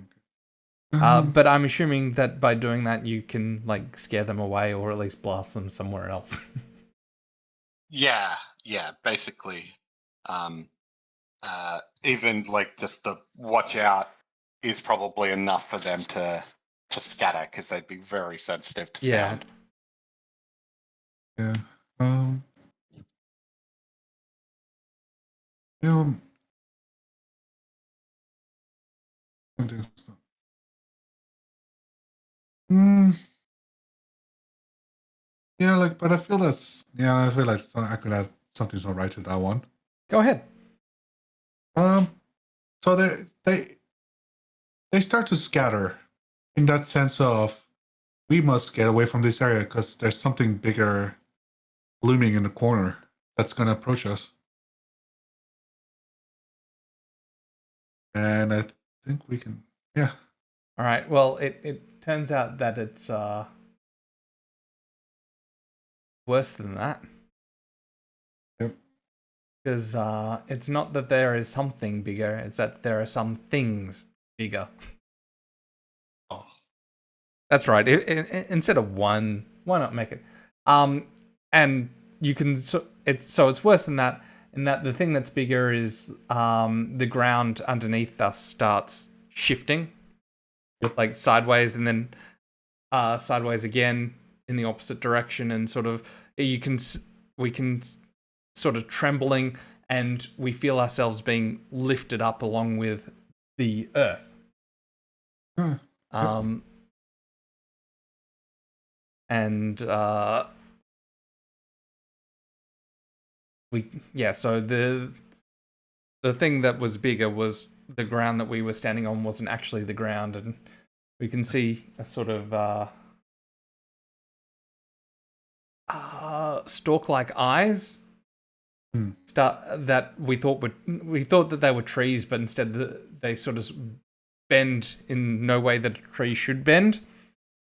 And we can see that instead of that, they were instead a whole bunch of stalk-like eyes, and what we thought were like pine needles and things like that were actually just hairs.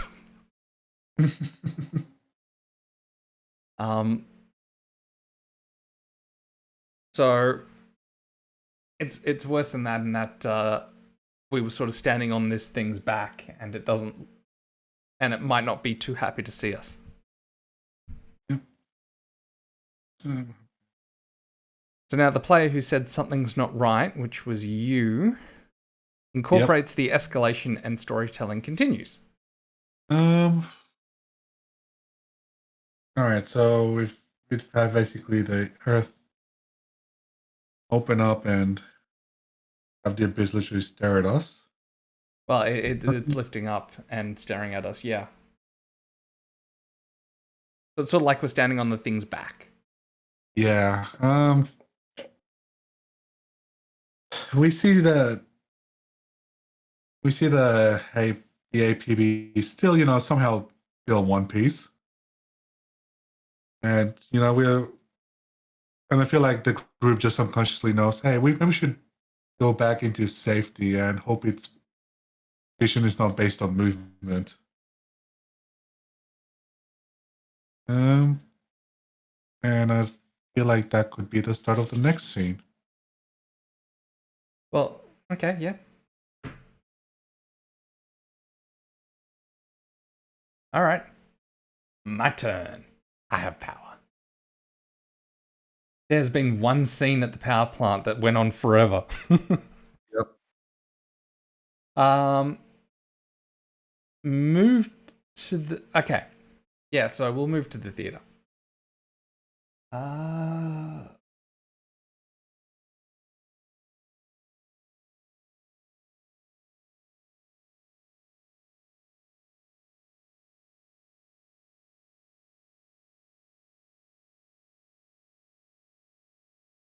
All right. So the thing notices us and starts moving forward in a direction that's away from the power plant and starts like shifting its body in an attempt to shifting and shaking its body in an attempt to remove us from its back. And after trying, we end up falling and basically landing close to a large opera theater. It looks like something that was probably done in the 1920s, sort of at the height of Art Deco. Yep. So it's got the big sort of doors with Art Deco all around it. And clearly we've just been assaulted from left and right, and we think that maybe staying in a theater with with its doors and entranceways clearly marked, we can at least hunker down there for the remainder of the night.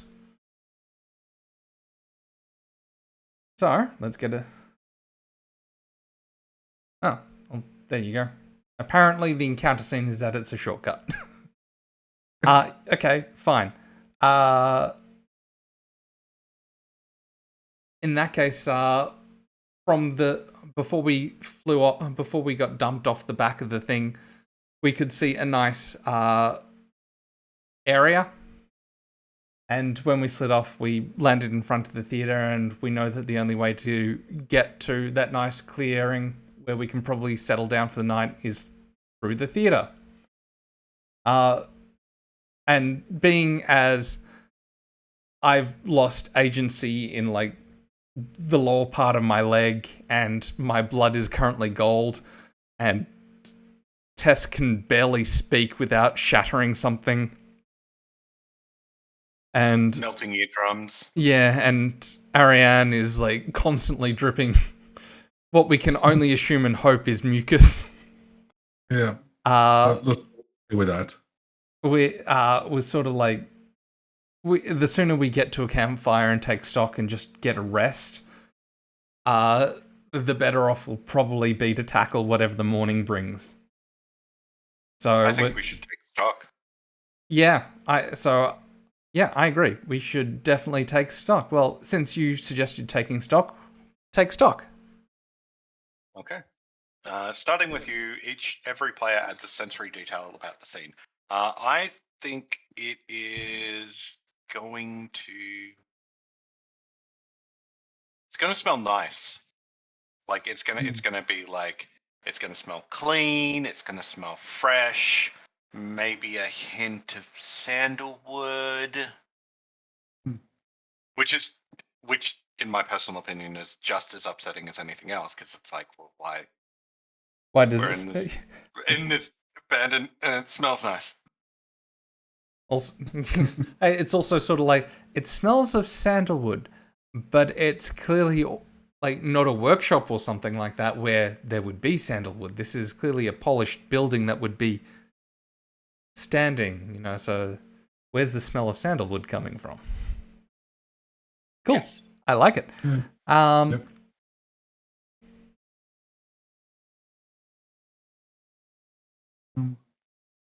I'm drawing a blank temporarily, so I'll pass. So, does anyone else want to add anything by taking stock? You hear like a scraping sound, like someone meticulously sanding a piece of wood off in the distance, but you can't quite make where the sound's coming from. Do you think it might be the source of where all the smell's coming from?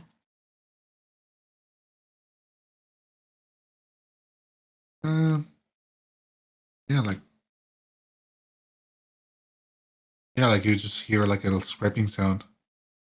Okay. All right. In that case,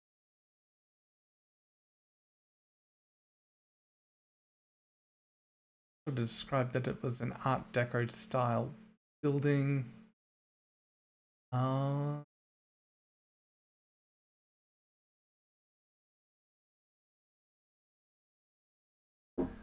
Yeah. So I'm gonna say that my character is like a bit on edge. He's finding it difficult to walk as the crab is constantly trying to move the leg in a way that it either wasn't designed to move or is not conducive to walking correctly. So he's feeling tired, a bit run down,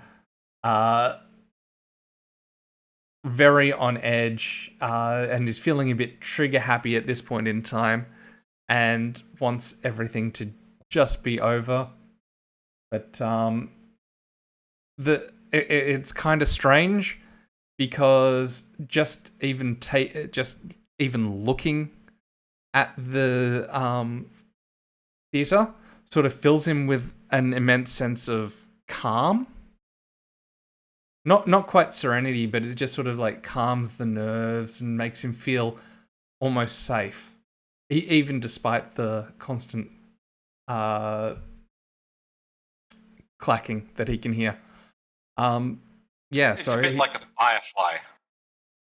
Yeah, it's sort of. It's not quite serenity, but it's God. pretty close. They are very short-lived creatures, the fireflies. Yeah, they lived only about one season. Well, I mean, serenity. Yeah. But yeah, it fills him with a strange sense of calm. It's even though he knows that this is wrong, he can't process it correctly because he's calm, he's relaxed, and so they work. So as they sort of walk into the building, the clacking obviously is. Oh, sorry, did you say it was a clacking or a clicking? Like scraping. Oh, scraping. The scraping noise remains the same. So even though they could hear the scraping quite clearly from outside, walking into the theater, which seems immaculately clean, like there aren't any leaves or anything like that, and it seems to be well looked after despite there being no humans around. The scraping has also maintained the same octave,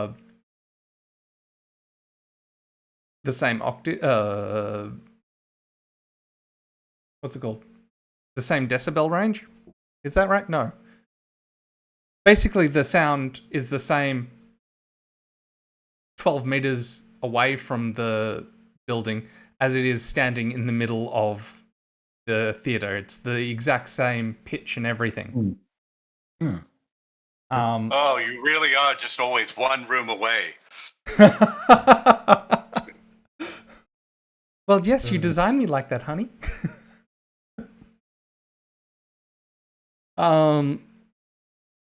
Yeah, so it's remained the exact same pitch.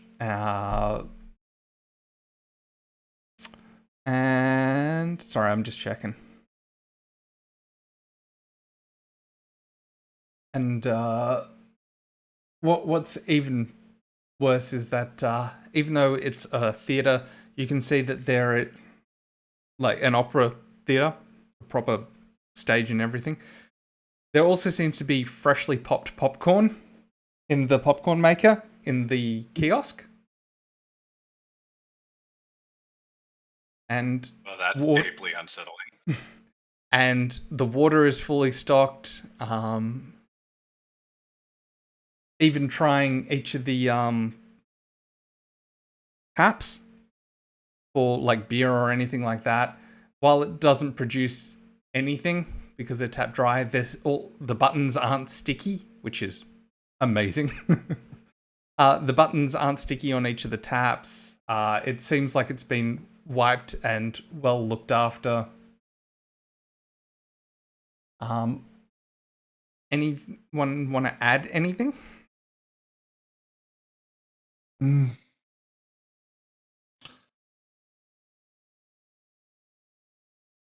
No? Okay. uh, In that case, the moving quickly as we can through the theater, we mm, make our way. Well, we know where backstage is, which it'll be since we were dumped at the front of the theater. We're making the assumption that the backstage exit will probably be the quickest way to get to the campfire or to the clearing. So we just keep going through, and even as we're heading towards the stage, we can see that the curtains have been tied and looked after. There isn't any smashed glass from the overhead lights. The theater floor isn't sticky. It's well maintained and well looked after. Basically, the entire place looks as if it's pristine, as if more pristine than a normal opera theater is.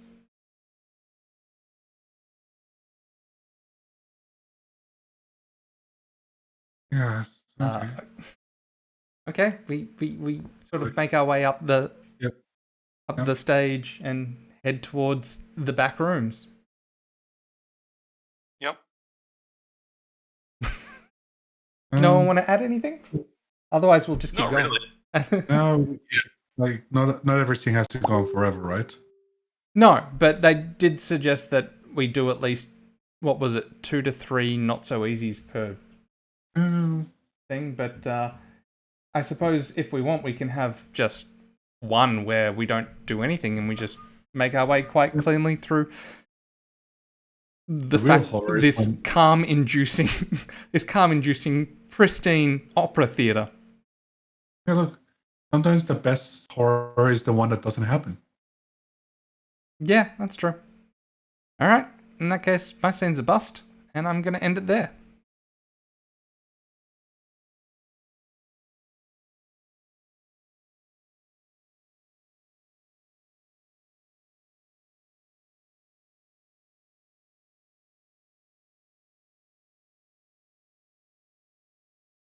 No. Let's move to the campfire. Beyond this point is the most dangerous part of the zone. Soon characters will die, but for a few hours you are safe. Go around and each share your theories about the nature of the zone. Optional. Now is also a good time to resolve any time for any unresolved character relationship. This may be your last chance.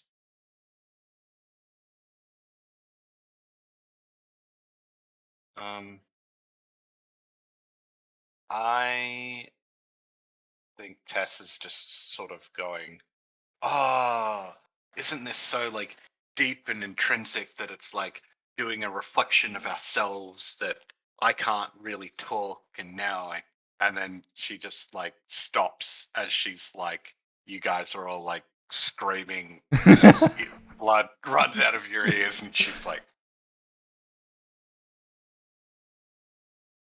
Do you know any sign language? she gets up and tries to do charades. Because I can't imagine she knows sign language, but she definitely is a charades player. It's a jackal. It's a jackal. It's a jackal. It's a jackal. It's totally. Well, I mean, we do have, or at least I don't, but I'm pretty sure other people do have things like tablets and things like that to. Yeah. Yeah, I'm pretty sure one of us has a smartphone that hasn't been destroyed in a puddle of radioactive goo. Oh, in that case, that means technically Tess is the only one with a working electrical device because I had no metal. I lost everything that was metal when I went through the barrier. Wait. Okay, so yeah, Tess would be the only one with working I can just device. imagine Tess pulling out the phone going, "Why won't you work?" Oh. Playing the destroyed phone in her hands. Yeah. Oh man. I feel like the closer we get to the center, the more it's kind of like a reposit, a place where you pull a lot of things in there. An archive? No, Or a like, repository of knowledge, is that what you're trying to... yeah, like it's Oh, this the is the Akashic record. yeah, like this is like this is like the remains of the Tower of Babylon when all humanity was connected and knowledgeable and close to God, and then he got pissed off and gave us crabs, radioactive pools of goo. I don't know. I mean, the Tower of Babel was man's hubris. So. Yeah. Oh, funny that. I used to have it all. Billionaires, a hot wife, and 3 cats. Now I have no wife and no cats. And yes, my last venture here is to try to reclaim my glory by finding this by doing something that no one else could. Find what the hell's going on in here. Oh, Tess lost the ability to speak. I've lost agency in one of my legs, and apparently, I have gold blood now. You apparently leak. I want to say mucus, but I'm not going to touch it to find out. Yeah, you don't want to touch it. It's both dry and sticky at the same time. So I'm going to say that this whole area is just God's cruel little joke.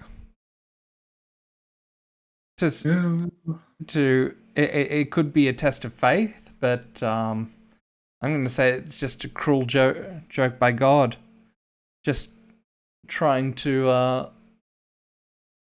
force us to into a form either more pleasing or into one reminiscent of whatever sins we've committed. Huh. I suppose a current theory that I have about the zone is that it's an area forsaken by God. Yeah. So God, whether it's an actual deity or whether or not it's just an outside intelligence, has clearly forsaken this particular area.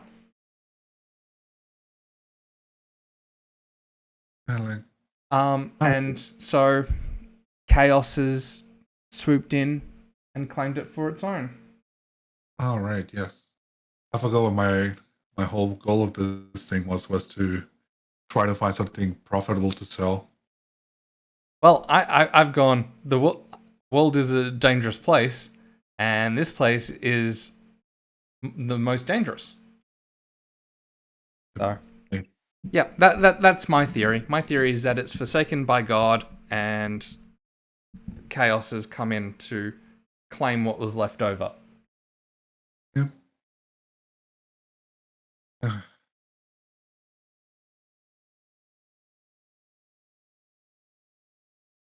Well, that's my character. I mean, Here we go. does Tess want to add anything to that, or does Tess have what's Tess's own theories? Because she's just like she's shut up now. Yeah. I can't really say anything. No, but you are the only one with apparently a working tablet, phone, or at least some kind of electronic Okay. device. So, Yeah, so I'm Microsoft gonna- Sam to the rescue. She's gonna like quickly like flip through and draw like diagrams, and it's like bar chart of likelihood of us being killed in horrific ways, and it's like this exponential graph versus die horribly versus time, and she's like, and then she's like, she then like rubs out dies horribly and then writes find interesting shit. So it's sort of like she's like, well, the longer we stay here, the more interesting it's going to be, but also the more likely we are to horribly die. Is the cost benefit analysis worth it? She starts drawing like a cost benefit, and then she like draws a line that is equally dividing across up and down from a left and right, and she writes Vicky Mendoza on the line, and she's like draws a dot, and she's like and then sort of starts circling out and sort of overlapping the line a little bit. Oh my god. The Mendoza line. Yeah.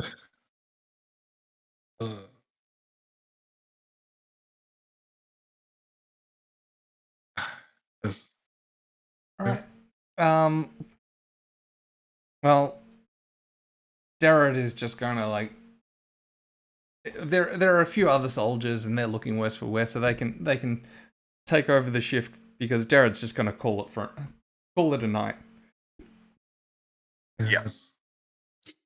Yeah, same. It's gonna be a long day tomorrow.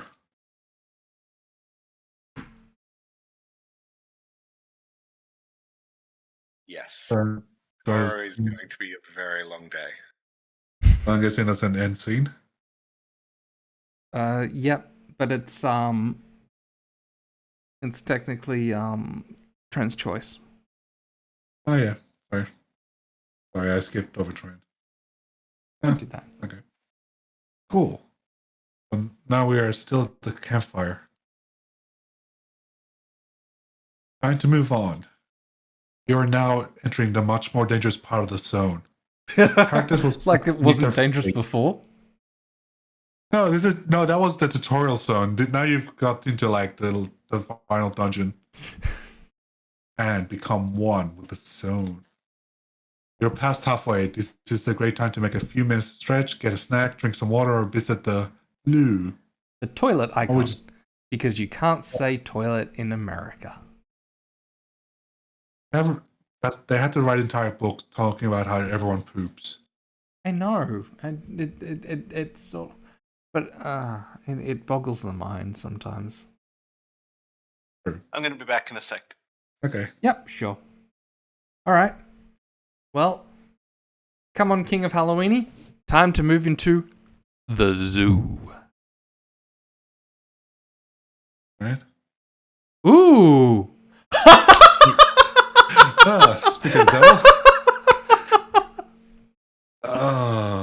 Oh, Trent, I can't believe. The entrepreneur, Ariane Breedlove, must die in the coming scene. They cannot be stopped by not so easy cards, only by another player asking them to claim their fate, even after the scene is underway. After death, the King of Halloweeny will continue playing turns as the Zone. Oh, son of a bitch. I mean, yay. Alright. I guess I accept my fate. Alright, you must... how do I Ooh, want it's to red now. die? Yeah, I have to die. So...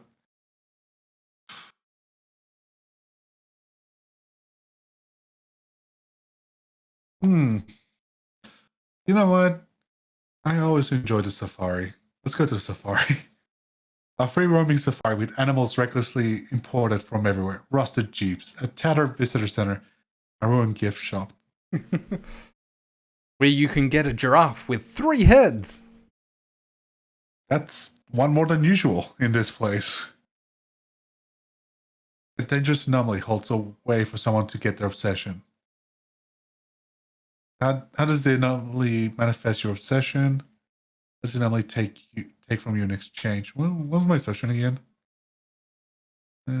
Longevity. My obsession was I must be a good soldier. Alright. Trent's was new is always better. So constantly looking to improve, or at least something newer than what they already have. Alright.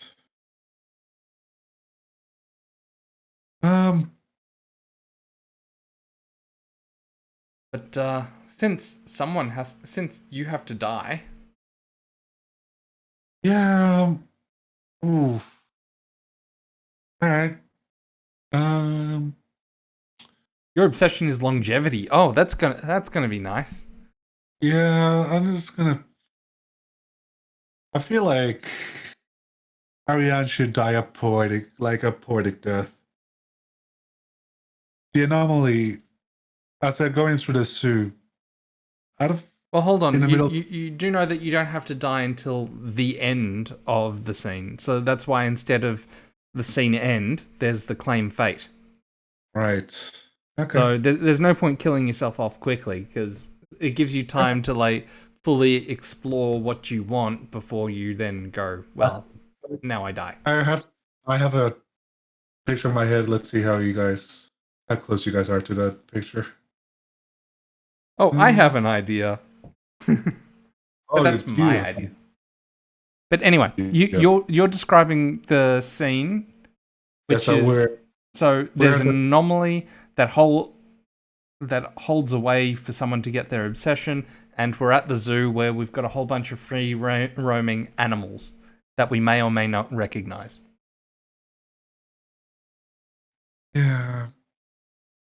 So going into the safari is a no-go because the jeeps are very clearly rusted. So our brave adventurers had to go through the gift shop for any supplies or material they could use for their travels. And in this shop, the anomaly manifests. What is the anomaly? I like the deepest, darkest desire. I'll let you guys figure it out. In other words, you have no idea? No, I'm just trying not to take over the thing and let you guys have a go. Well, no, the whole idea is you describe the scene, so what we can... Okay. And then we describe how we interact with the scene. It's the same way as how City of Mist sort of works and how the Apocalypse Engine. Yeah, it's okay. It's been a while, so let's see. So, in the gift shop, there's a very clear exhibit in the middle of the floor, and you see a very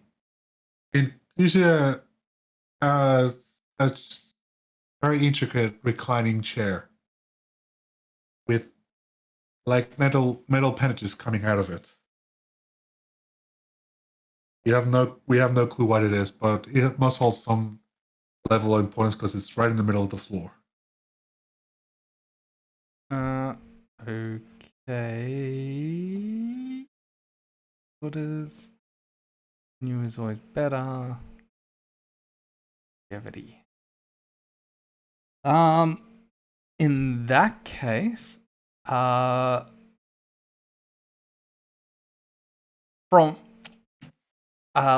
going to take stock And looking at the chair, you can hear a sort of low hum and vibration coming from the inside. And it seems to sort of just be slow vibration, but then it'll stop for a few seconds, and then it will start up again. Yeah. So it's just a sort of vroom, vroom, vroom, vroom, vroom, vroom, vroom, vroom, vroom, vroom, vroom, vroom, vroom, vroom, vroom, vroom, vroom. And it's doing it at a constant rate. Yeah. Not changing in pitch or anything like that. Mm.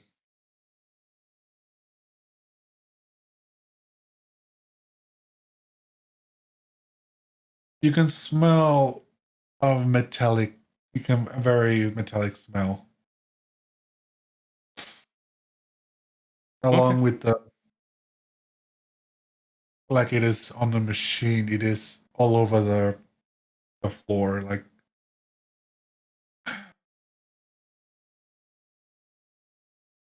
a very old toaster. Like it's got like that very distinct burned metal smell. It does. Sorry, the smell of like burning metal, or like the smell of Like you know how like a very old toaster that's not been maintained properly just the sort of burnt out element type. yeah, that like that's kind of smell. Yeah, Yeah, the sort of the burnt metal sort of. yeah. Okay. And we're down one for the moment. So what's the okay. Yeah, so you can sort of smell the burnt metal, and you notice that something's not right. The fact that, aside from the fact that a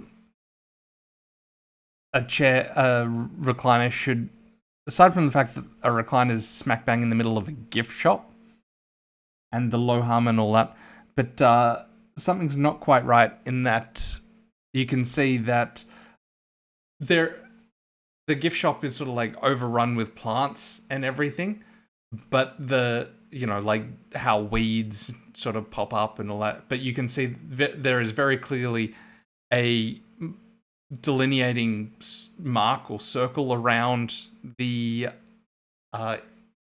recliner, as if anything is like too scared to go anywhere near it. Yeah. Yeah. So something's not quite right in that there seems to be almost invisible, imperceivable field around the recliner. Yeah. Well, but it's even worse than that. Like the field around the recliner, it's not stopping the vegetation from coming in. In fact, it's slowly spreading out. You can see it's not a very quick pace, but you can see the edge ever expanding as the weeds die, coming into contact with the field.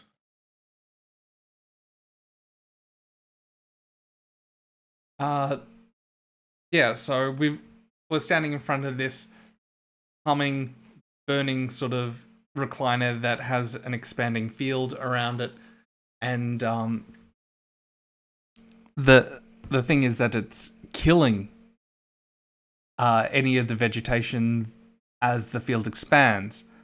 So I'm gonna sort of suggest that we move away from there, but at the same time, there appears to be sort of like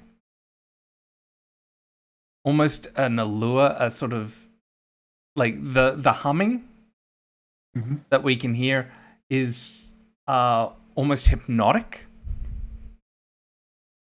So as much as we know to get away from it, and we can get away from it, we're also like sort of, we can't put it out, put the recliner out of our mind, because it's just sort of almost a hypnotic humming. coming from it. Hmm. So I'm going to attempt to move everyone out and away. And I'm going to say that it's not so easy to do that because as much as we know to move away, we're also at the same time being drawn towards the recliner. Yep. So it's not so easy, but I'm going to attempt to move everyone away from the recliner. Okay, I fail. Oh, Yes, the failure has positive. unexpected positive consequences. Ah, Cool. What can I do? What can I do? live in a society. I suppose I could live in a society.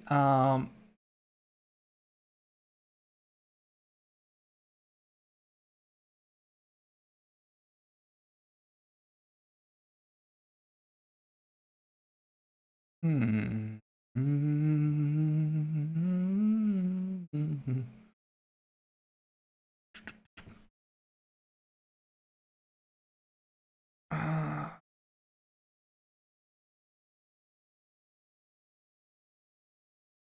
Thing you got XP booster skill.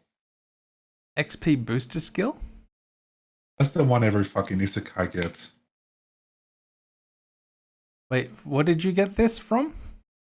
Like every fucking isekai, they're like, oh, what skill should I start off with? I know, EXP boost. Which doesn't quite work when it's not a RPG lit. I get speed reading skill.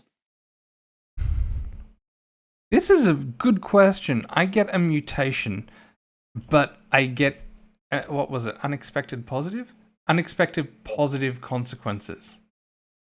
It throws you for a loop because you're geared to thinking of negative stuff.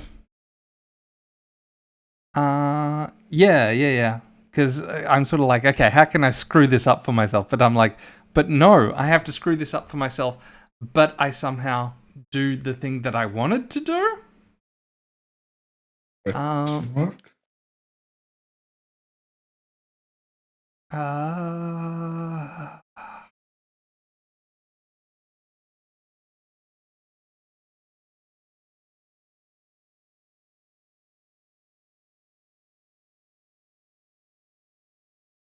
oh.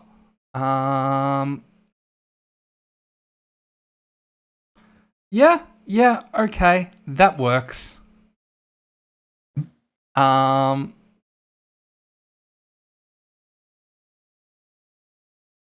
Maybe?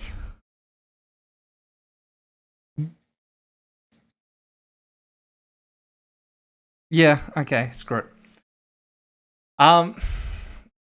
All right, so so I'm sort of like yelling, trying to corral everyone to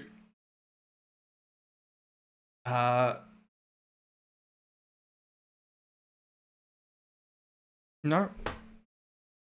I had an idea and I realized that I had to fail at what I wanted to do, which was to corral people. I always say one flipped out. I don't know.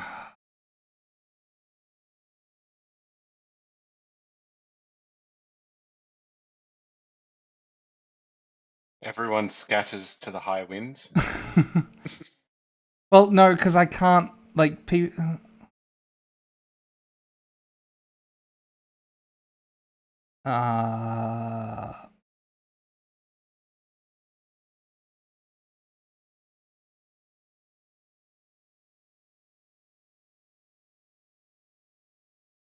You know what? Screw it.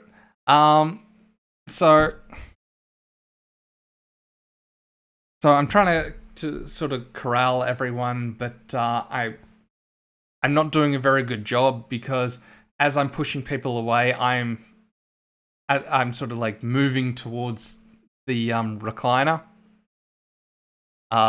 unknowingly, and until I'm like, I suddenly realize I'm actually sitting in the recliner, and I sort of am like, oh. And as soon as I have that sort of brief moment of clarity, I feel a sharp pain in my back, and the sort of the wires and everything that Ariane could see before, that we could see, start embedding themselves into my back, and so I quickly, in pain and in shock, I sort of like quickly stand up and try and pull myself away, and in doing so, there is a brief tug of war as the chair is holding on to me and I'm trying to run away, and I end up winning, and the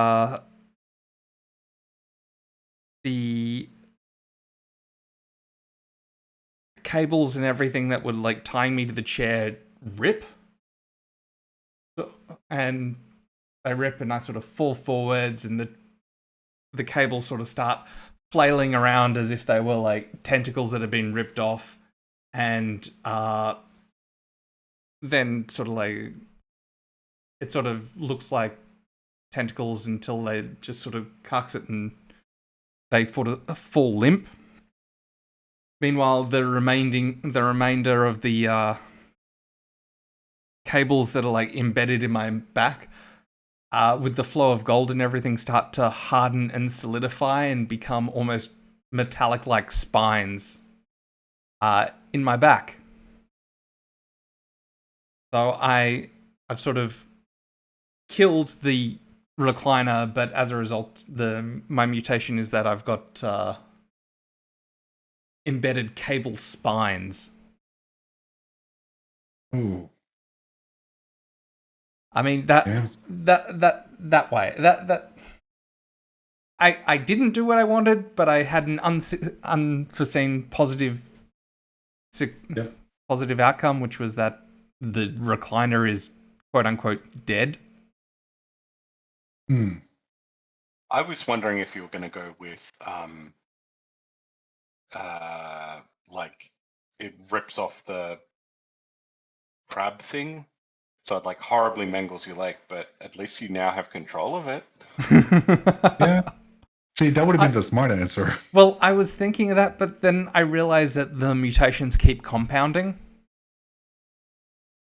So it sort of made sense that I still have that loss of agency, because that's part of my phobia. Is that I'm scared I'll lose control. And I'm hoping that as we progress, maybe I get to lose more and more of the control over my body parts. Yeah. Nice. I mean, I shouldn't say that's what I'm hoping for, but yeah, that's what I'm hoping for. Okay. Yeah. Yeah, but okay. So the chair is Lamort. There is Lamort. But I feel like something's not right.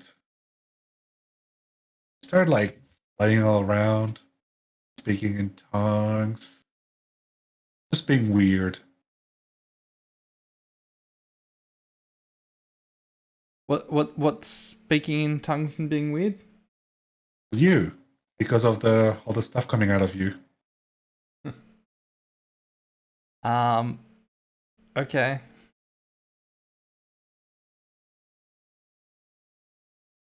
Is anyone else gonna worsen that, or am I gonna do that? All right. It's worse than that. All right.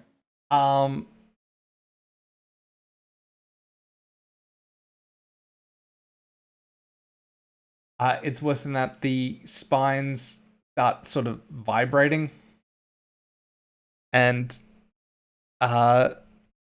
seem to be vibrating at like different frequencies. Enough that it seems to alert a number of the animals that are wandering around the zoo. Some of them scatter, but there's a sort of eerie calm that falls upon the entirety of the zoo.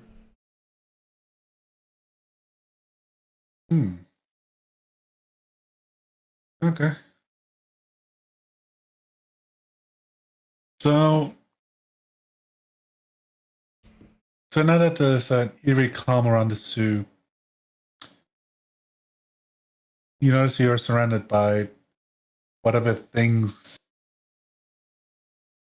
are around the zoo. Just keep an eye out on this weird amalgamation of flesh and chair. Yeah, I was going to say, we walk outside of the gift shop to see ourselves surrounded by furniture. Yeah. Yeah, sure. Let's go with that. That's better than I would have thought. All right, we're surrounded by furniture. But like, yeah, well, no. Sorry. It's worse than that. Yep. So it's not that it's just furniture, but it also appears to be a sort of amalgamation of flesh and furniture with some of what appear to be either original residents and or past expedition people. Like bits and pieces of them are like melded, fused with the chairs. Yep. So some of them have like a skeleton sitting in a regular upholstered chair, but then of course you've got like a sofa with like arms coming out, and it's using those as legs. Like various different arms of length and various length and width and what appear to be and gender. And you've got like things like a beanbag that's just nothing other than hands. Like not arms, just hands. Sorry? I love it. It's fucked up. I love it. Yep. All right. And they all sort of slowly seem to be making their way towards where we are. All right. Guess I'll die. So seeing the opportunity to, do I have to just click it first? Well, hold on. You're going to claim your fate? Yep, I'm gonna claim my fate. The creepy furniture. Okay. So do I say what happens, or I click it first? Well, hold on.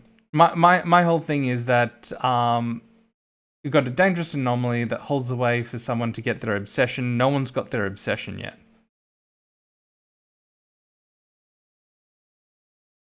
Well, we can say that,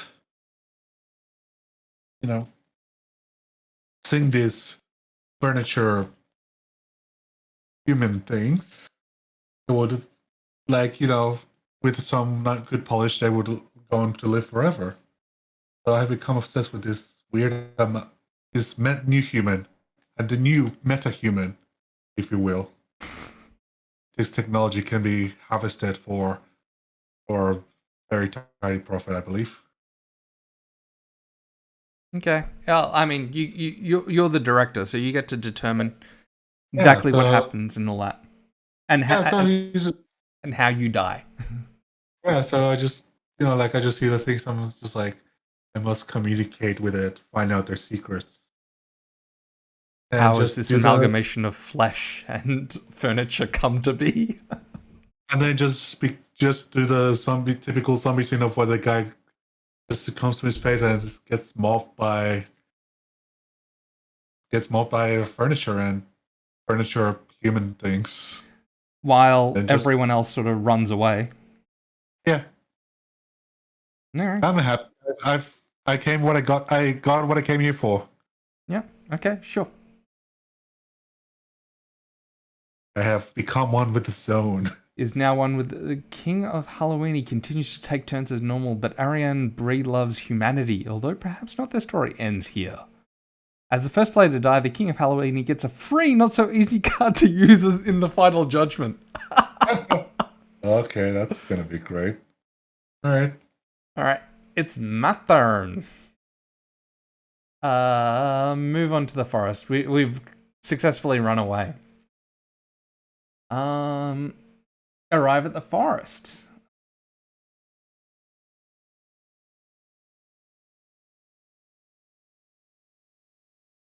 Yep. So as we run out of the zoo, wait, hold on, I can't do that. Let's just get the. Okay, cool. So as we run away and leave Ariane to their fate of sacrificing themselves for the greater good, us, we run into a thick forest in the hopes of maybe trying to get away or at least lose the furniture, the living furniture. Now,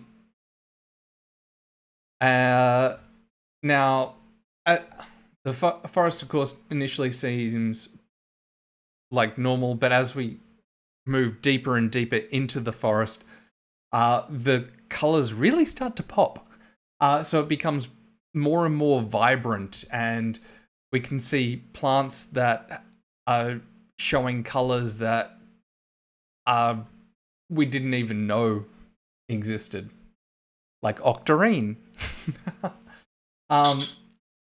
But no, so we've got plants that display colors never seen naturally occurring in nature.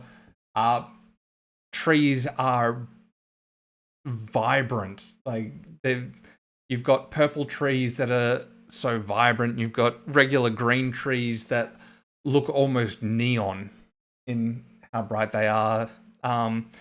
You've got animals that are flitting to and fro from tree to tree, from flower to flower, from flower to tree, and all that, each with impossible limbs and sometimes an eerily human face. Other times it looks like it doesn't even have one, or at least some sort of amalgamation of various animals. But each I'm gonna say something's not right. Yep. Go ahead. I think that we disturbed some. I'm gonna go with mushrooms. Fuck it, why not?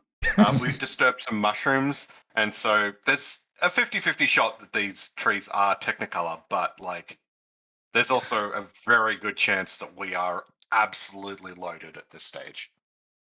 It's worse than that. Totally, Yeah. and totally unable to defend ourselves.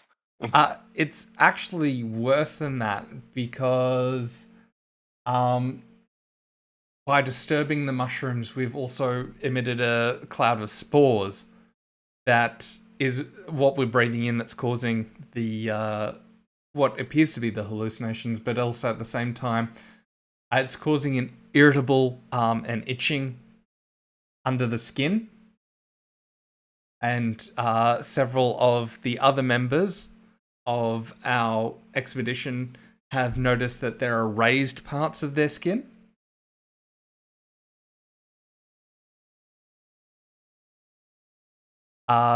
Continuing on. Yeah, so we're making our way through the forest, and it's trippy, it's bright, it's vibrant. The animals seem to be giving us a relatively wide berth. There even appear to be like animals that are made of plants or fungus, or at least other things that are moving from tree to tree. And I'm going to say that something's not right.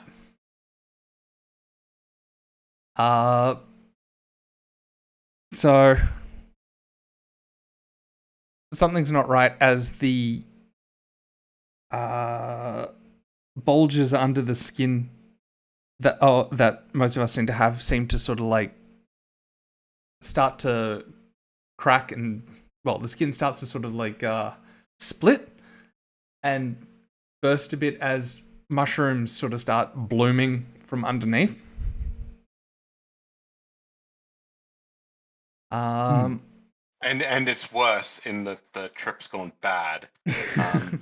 But also much, much worse, the gold creature has returned, and it's attacking one of our compatriots.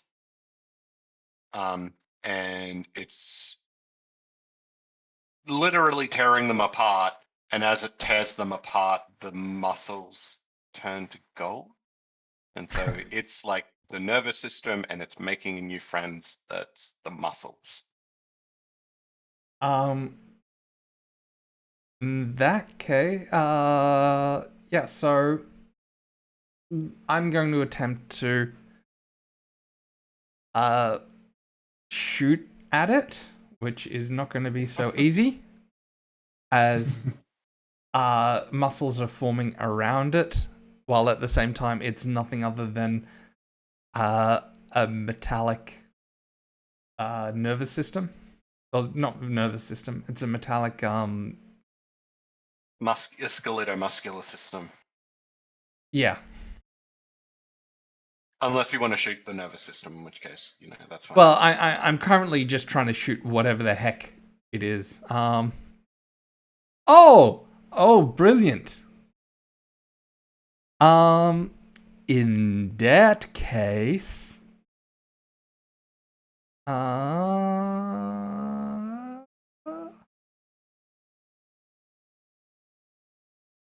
yeah, no, that works.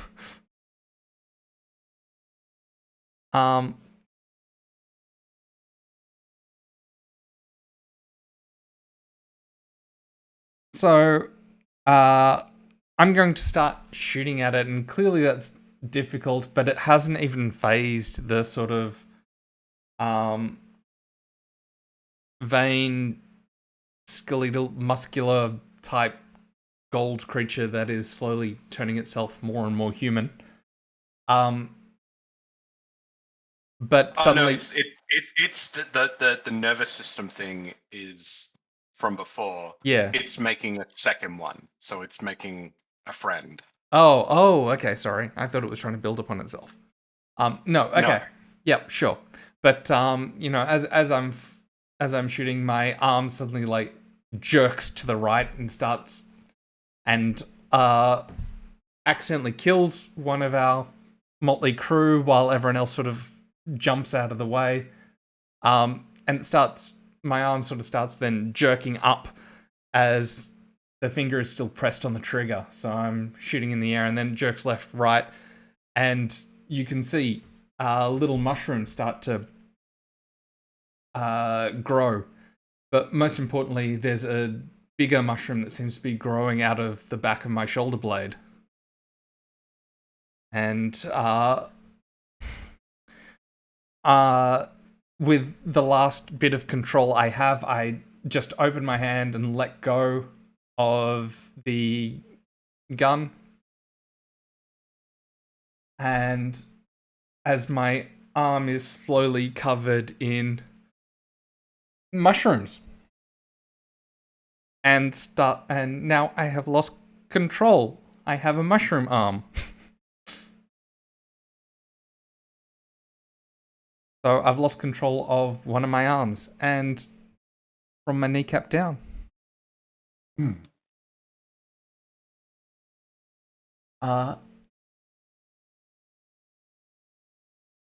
During the meantime, I'm going to say that the gold nervous system has finished sort of creating a... What are we going to say? Is it a nervous system made out of tissue, or tissue and plant, or are we going tissue and mushroom, or is it just going to be another gold one? I think just another gold one. All right. Yeah. So it's created a friend. So Yeah. During all this, I've lost control of my arm, and it's created a friend. Yeah. But it's worse than that. Oh wait, no, I can't do that. Yeah, you can. Can I? I thought it was only in response to something's not right. Well, you can say something's not right. You can Okay, trigger if yeah. something's not right. In that case, something's not right in that the two gold nervous systems seem to be sort of like locked in a pseudo staring match, as they're both well, we can't really tell because again it's a nervous system, but they appear to be contemplating each other.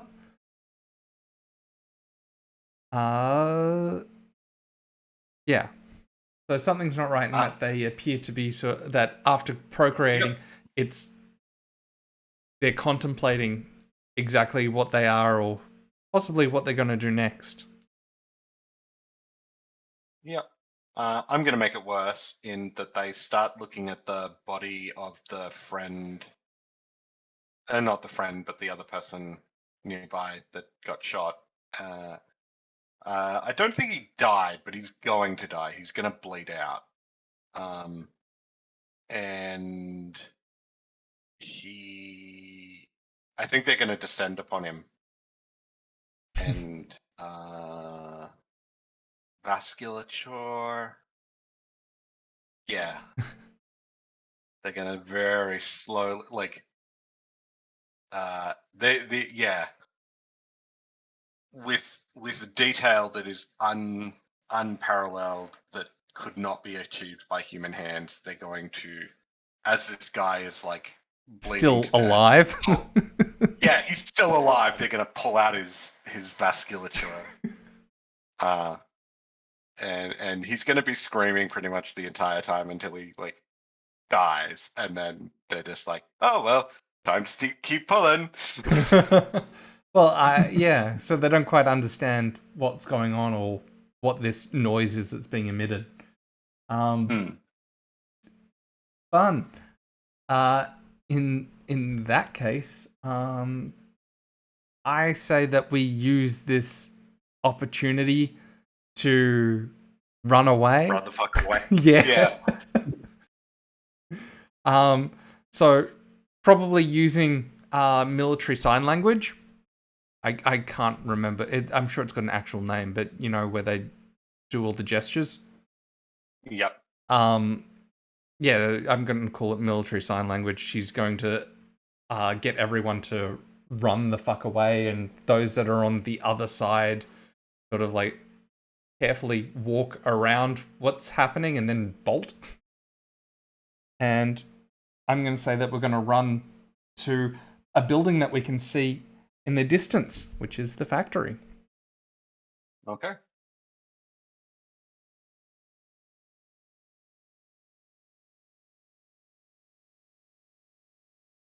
If you want, you can do another scene at the forest, but no, I want to move on to the factory. I'm getting pretty ragged. Yeah, that's what I was going with. I'm just like, nah, we'll keep going. Just push through. Rod of Lordly Might is the director. Oh. Okay, so the factory is skilled artisans used to make things here. Their sharp master tools are laid out as I'm gonna say it's not so much a factory as it's like a dwarven style smithy. So it's just like immensely huge forges, anvils, all that sort of like medieval stuff, and it's all got runes inscribed all over it. You meet a creature that knows one of you. Didn't we already do this? I'm absolutely going to do that. The vasculature, the gold creature with the vasculature, shows up again. Our antagonist for this role-playing game. Yeah. So the newest son of three horrible, disgusting monsters is going to be like, and it's clearly trying to talk, but as it lacks vocal cords, it is going to be really, really unpleasant. Um.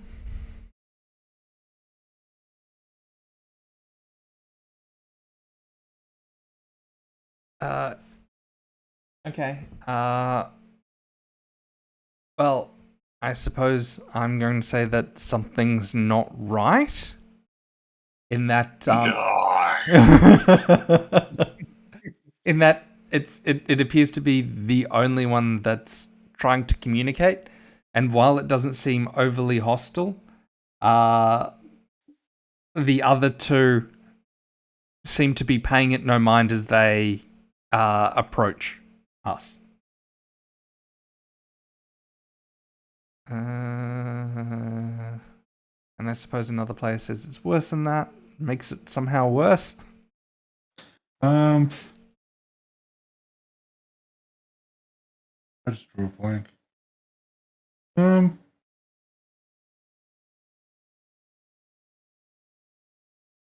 Alright, so what'd you say, Kim? Basically, one of them is attempting to communicate to us, while the other two are just flat out ignoring it and encroaching on us. So they're coming closer. They're Yeah. Hmm. And it's worse than that because they seem to be communicating not verbally, but psychically at each other, and they're trying to make heads or tails of what they're going to do to you.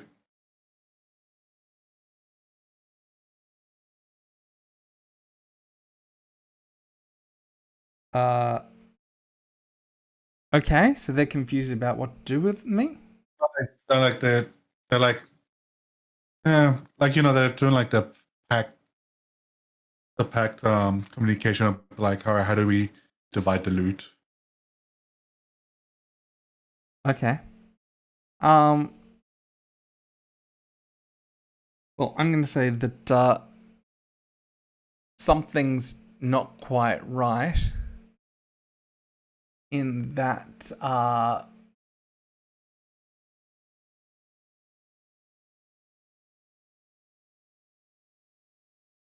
I'm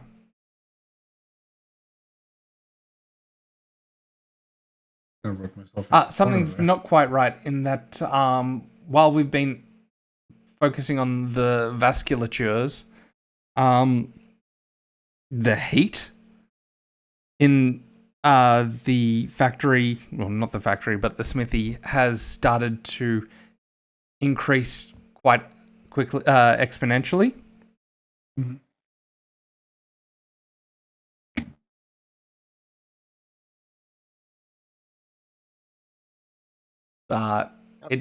It's worse than that because It's it seems to be heading towards you.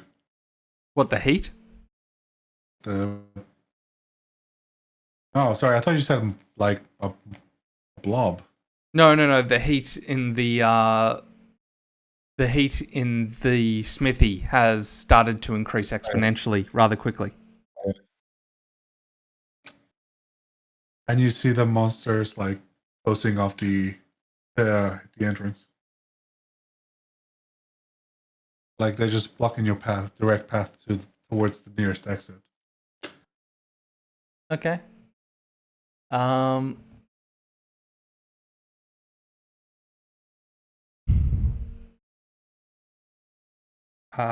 In that case, let's. Well, we can't really take stock because we haven't had time to. So something's not right as we can. So aside from the temperature increase, we can also hear a soft sort of like not quite slithering sound, but sort of a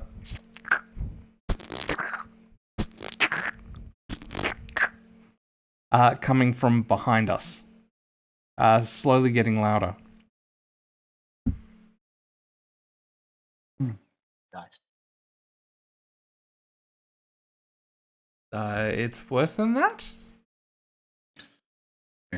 because I don't know. It just is.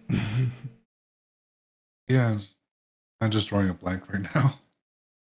I'm cooked. Like, Yep. Yeah. In that case, sure. So we're gonna attempt to bust through Mhm. the. We're just gonna sort of take a run at them in order to Yep. just sort of like startle them, and hopefully run out of the factory, which is not so easy. Yep. And we do it! Huzzah! Success immediately triggers a much more serious challenge. If it's a creature, it's not their final form. Okay, cool. So we burst through, and we're outside the factory, and by doing so, we've sort of knocked them into a pile, and they've sort of got caught on their own because they're literally just vascular systems. There's no meat or anything. They've sort of got caught and hooked on their own, and they can't really do anything. But as they've sort of got caught and hooked, the vascular systems have started melting and merging into each other, forming a weird sort of hybrid of the three. So it's it's sort of like three humans that are vascular systems that are sort of melted and merged into one sort of giant, or not giant, but one sort of large, twisted creature. You can't even identify what was once a head, a leg, or an arm, or fingers, or anything like that, like you could before. It just seems to be a mess of wires.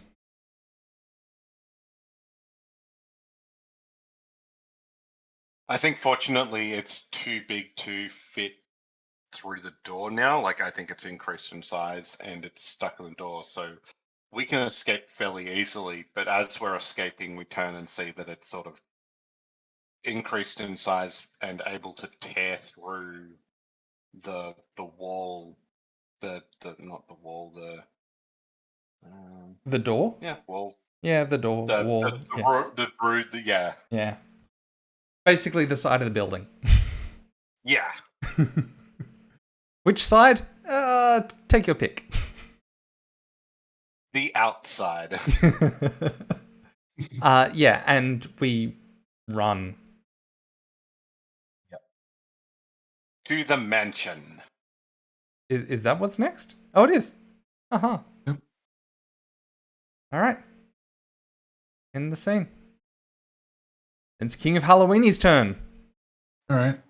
So I still. All right. Let's see. Yeah, you still can do scenes and all that. It's just that your character's not in them.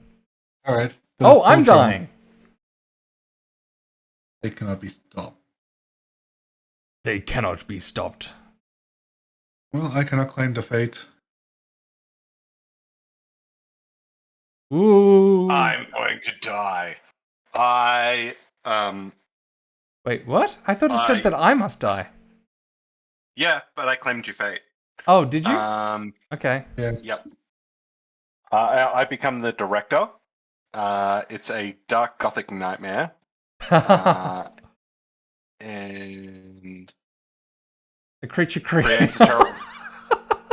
Yeah. So the creature that was vasculature, musculature, and nervous systems have started like trying to like do things together. And I think Tess is just gonna think that it's beautiful. And she sort of walks up to try and, God knows why, but to try and detach them from each other. And then it sort of grabs a hold of her and uses her flesh to fill in the missing gaps. But it's not a pleasant experience for anyone involved because it's like, you know, Tearing her They open use- and then yeah, they use squishy bits to like form synovial joints, and yeah, so it's not pleasant. Like it's not. She comes out and she's all pretty, and no, she's basically put into a wood chipper. the surgeon is now one with the zone. Continues to take turns. Okay. All right. I am the director. Move on to center part 1. The soldier is at the center. Here at the heart of the zone, the soldier will finally be able to express the wish that brought them all this way. What will the zone do with that wish? That's for everyone else to decide using the not so easy cards gathered on this journey. Twisty turny. The center, part 1.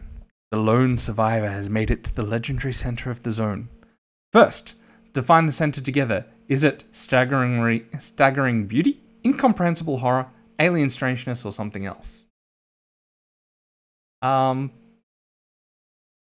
do you say with like alien strangeness? Because we have no idea what the hell's going on.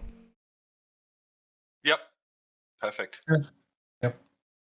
Yeah, it can just be like a giant sort of, what is it, space folding in on itself repeatedly. Yep. I want to say like a tesseract, but like more fractal and dimensional than that. The Doctor Strange zone. I was sort of thinking more. Mirrorverse. Sorry? You do mean the Mirrorverse? Yes. Okay. I was thinking But, more yeah. along the lines of, but yeah, okay. You're the director, Center Part 2. Dakuri came into the zone. Derrid Hunter came into the zone driven by an obsession, which was be a good soldier. Follow those orders. Do a short flashback about the origin of this obsession. Does it still drive your wish? So my obsession was that I wasn't a good soldier. I used to be a soldier, and I got orders that I didn't agree with. And obviously I defied them, and I was punished, and I kept doing that, hoping to do something better. So like I was in Iraq. Sorry, in Iraq, and was asked to basically kill all the women, children in the village because someone had stolen a relic, and they wanted it someone higher up had stolen a relic, and they wanted it covered up, and I refused to do it, and I dobbed them in. Except for they were higher up on the food chain than me, so they just punished me and said that I acted on that I didn't follow all orders, and so I was punished for that quite severely. And then I was, as my one shot at redemption, I was given an order to assassinate someone, and I flatly refused to. So again, I was punished, and it was drilled, almost brainwashed into me that I needed to be a good soldier in order to make sure that I don't lose my family because they were being held hostage. I'm totally not making this up at the last minute. Does it drive my wish? Yes, I wish to be a good soldier in that I do right by my morals and by the people that I serve, and I don't serve a single individual, but rather the community as a whole. Then describe how the zone tells you that it's ready to hear this wish. It doesn't. I just sort of assume that everything's okay, and I announce it. What is the soldier's wish? Um, type your so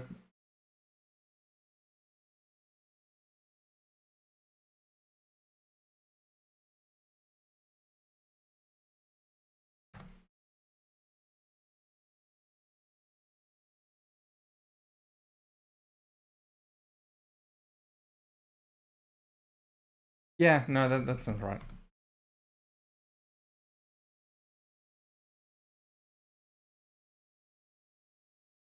I can't spell this late at night. Because he would be generic enough to just sort of go, yeah, I'm not gonna dig further into it. I just want those that are evil punished so I don't have to deal with it. It's not so easy. The zone players, you're now the other side of the it's not so easy. Rod of Lordly Might, you got the most not so easy cards while you were alive. These are now the Judgment deck. You'll decide how the zone treats the wish by choosing a card from the deck. King of Halloweeny, you'll influence the final judgment by adding one card to each of the Judgment deck and describing a possible way that things might go. All right.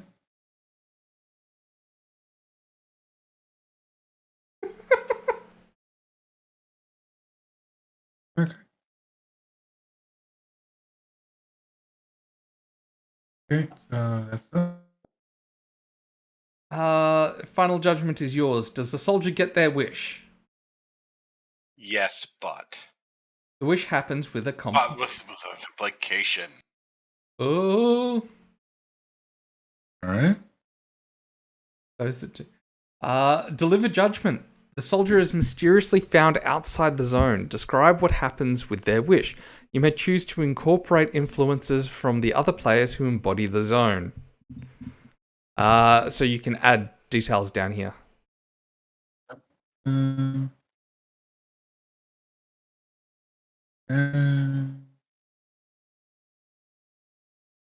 can't really You try can't? anything. Then I guess you just say what the additional things are.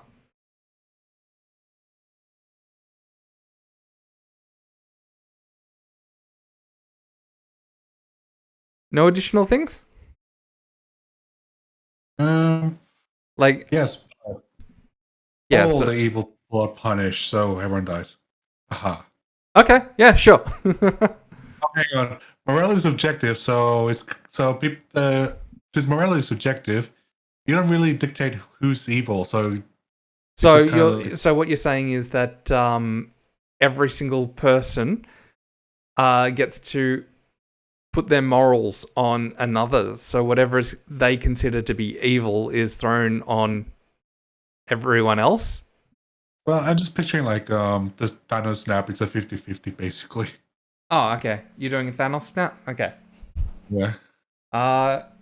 Give us an epilogue about the soldier's life after the zone using the final judgment as your starting point. With a 50-50 chance, I'm going to roll a literal die again. 3. I didn't nominate what was what. All right, so I'm going to do odds are the soldier survives. Evens are they die. It's an odd. The soldier survives. So the soldier survives and sees what's happened to the world, and that's not what he intended.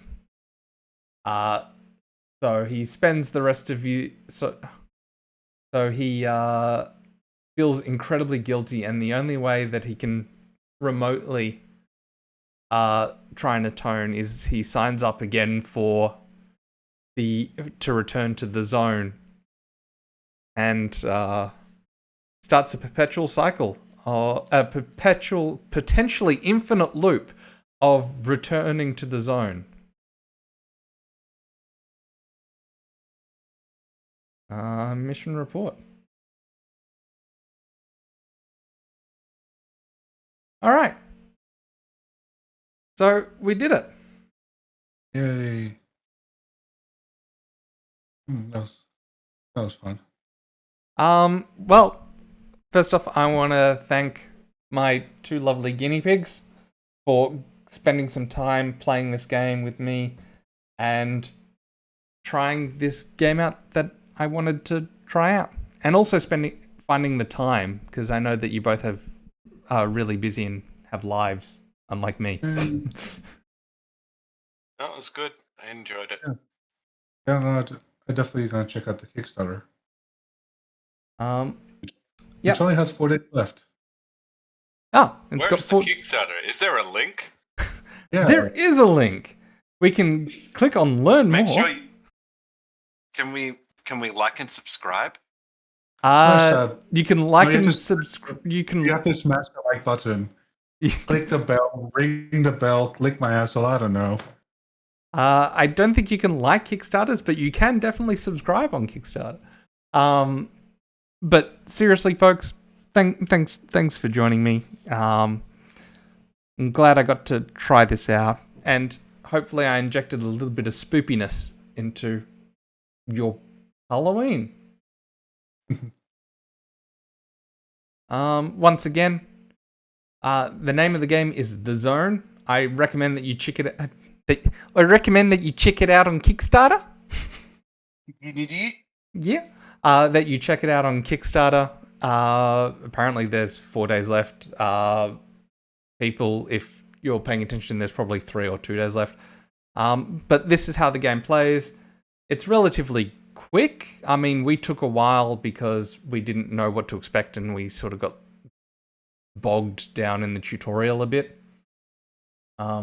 But obviously, you can have fun. Check out the Kickstarter. Check out my mates, King of Engineers, who is usually on YouTube. I think he might be doing stuff on Twitch or something like that. I don't know. Give your spiel. I hate this. Okay. So I got nothing to plug right now. Cool. Trent, did you want to plug anything? No? Yes? No, mostly just go back and check out Roll for Adventure. We did a lot of different role-playing games, so check that out. Hopefully we can make a second season eventually. Yes. Yeah. Was it still airing on Channel 31 in Australia? Probably. Okay. Yeah. Don't know what happened to Channel 31 anyway. Is it still around? Anyway. Channel 31, I think it's still around. I'm not sure. Anyway, thanks for joining me. Thanks for watching. And have a good Halloween and a good life.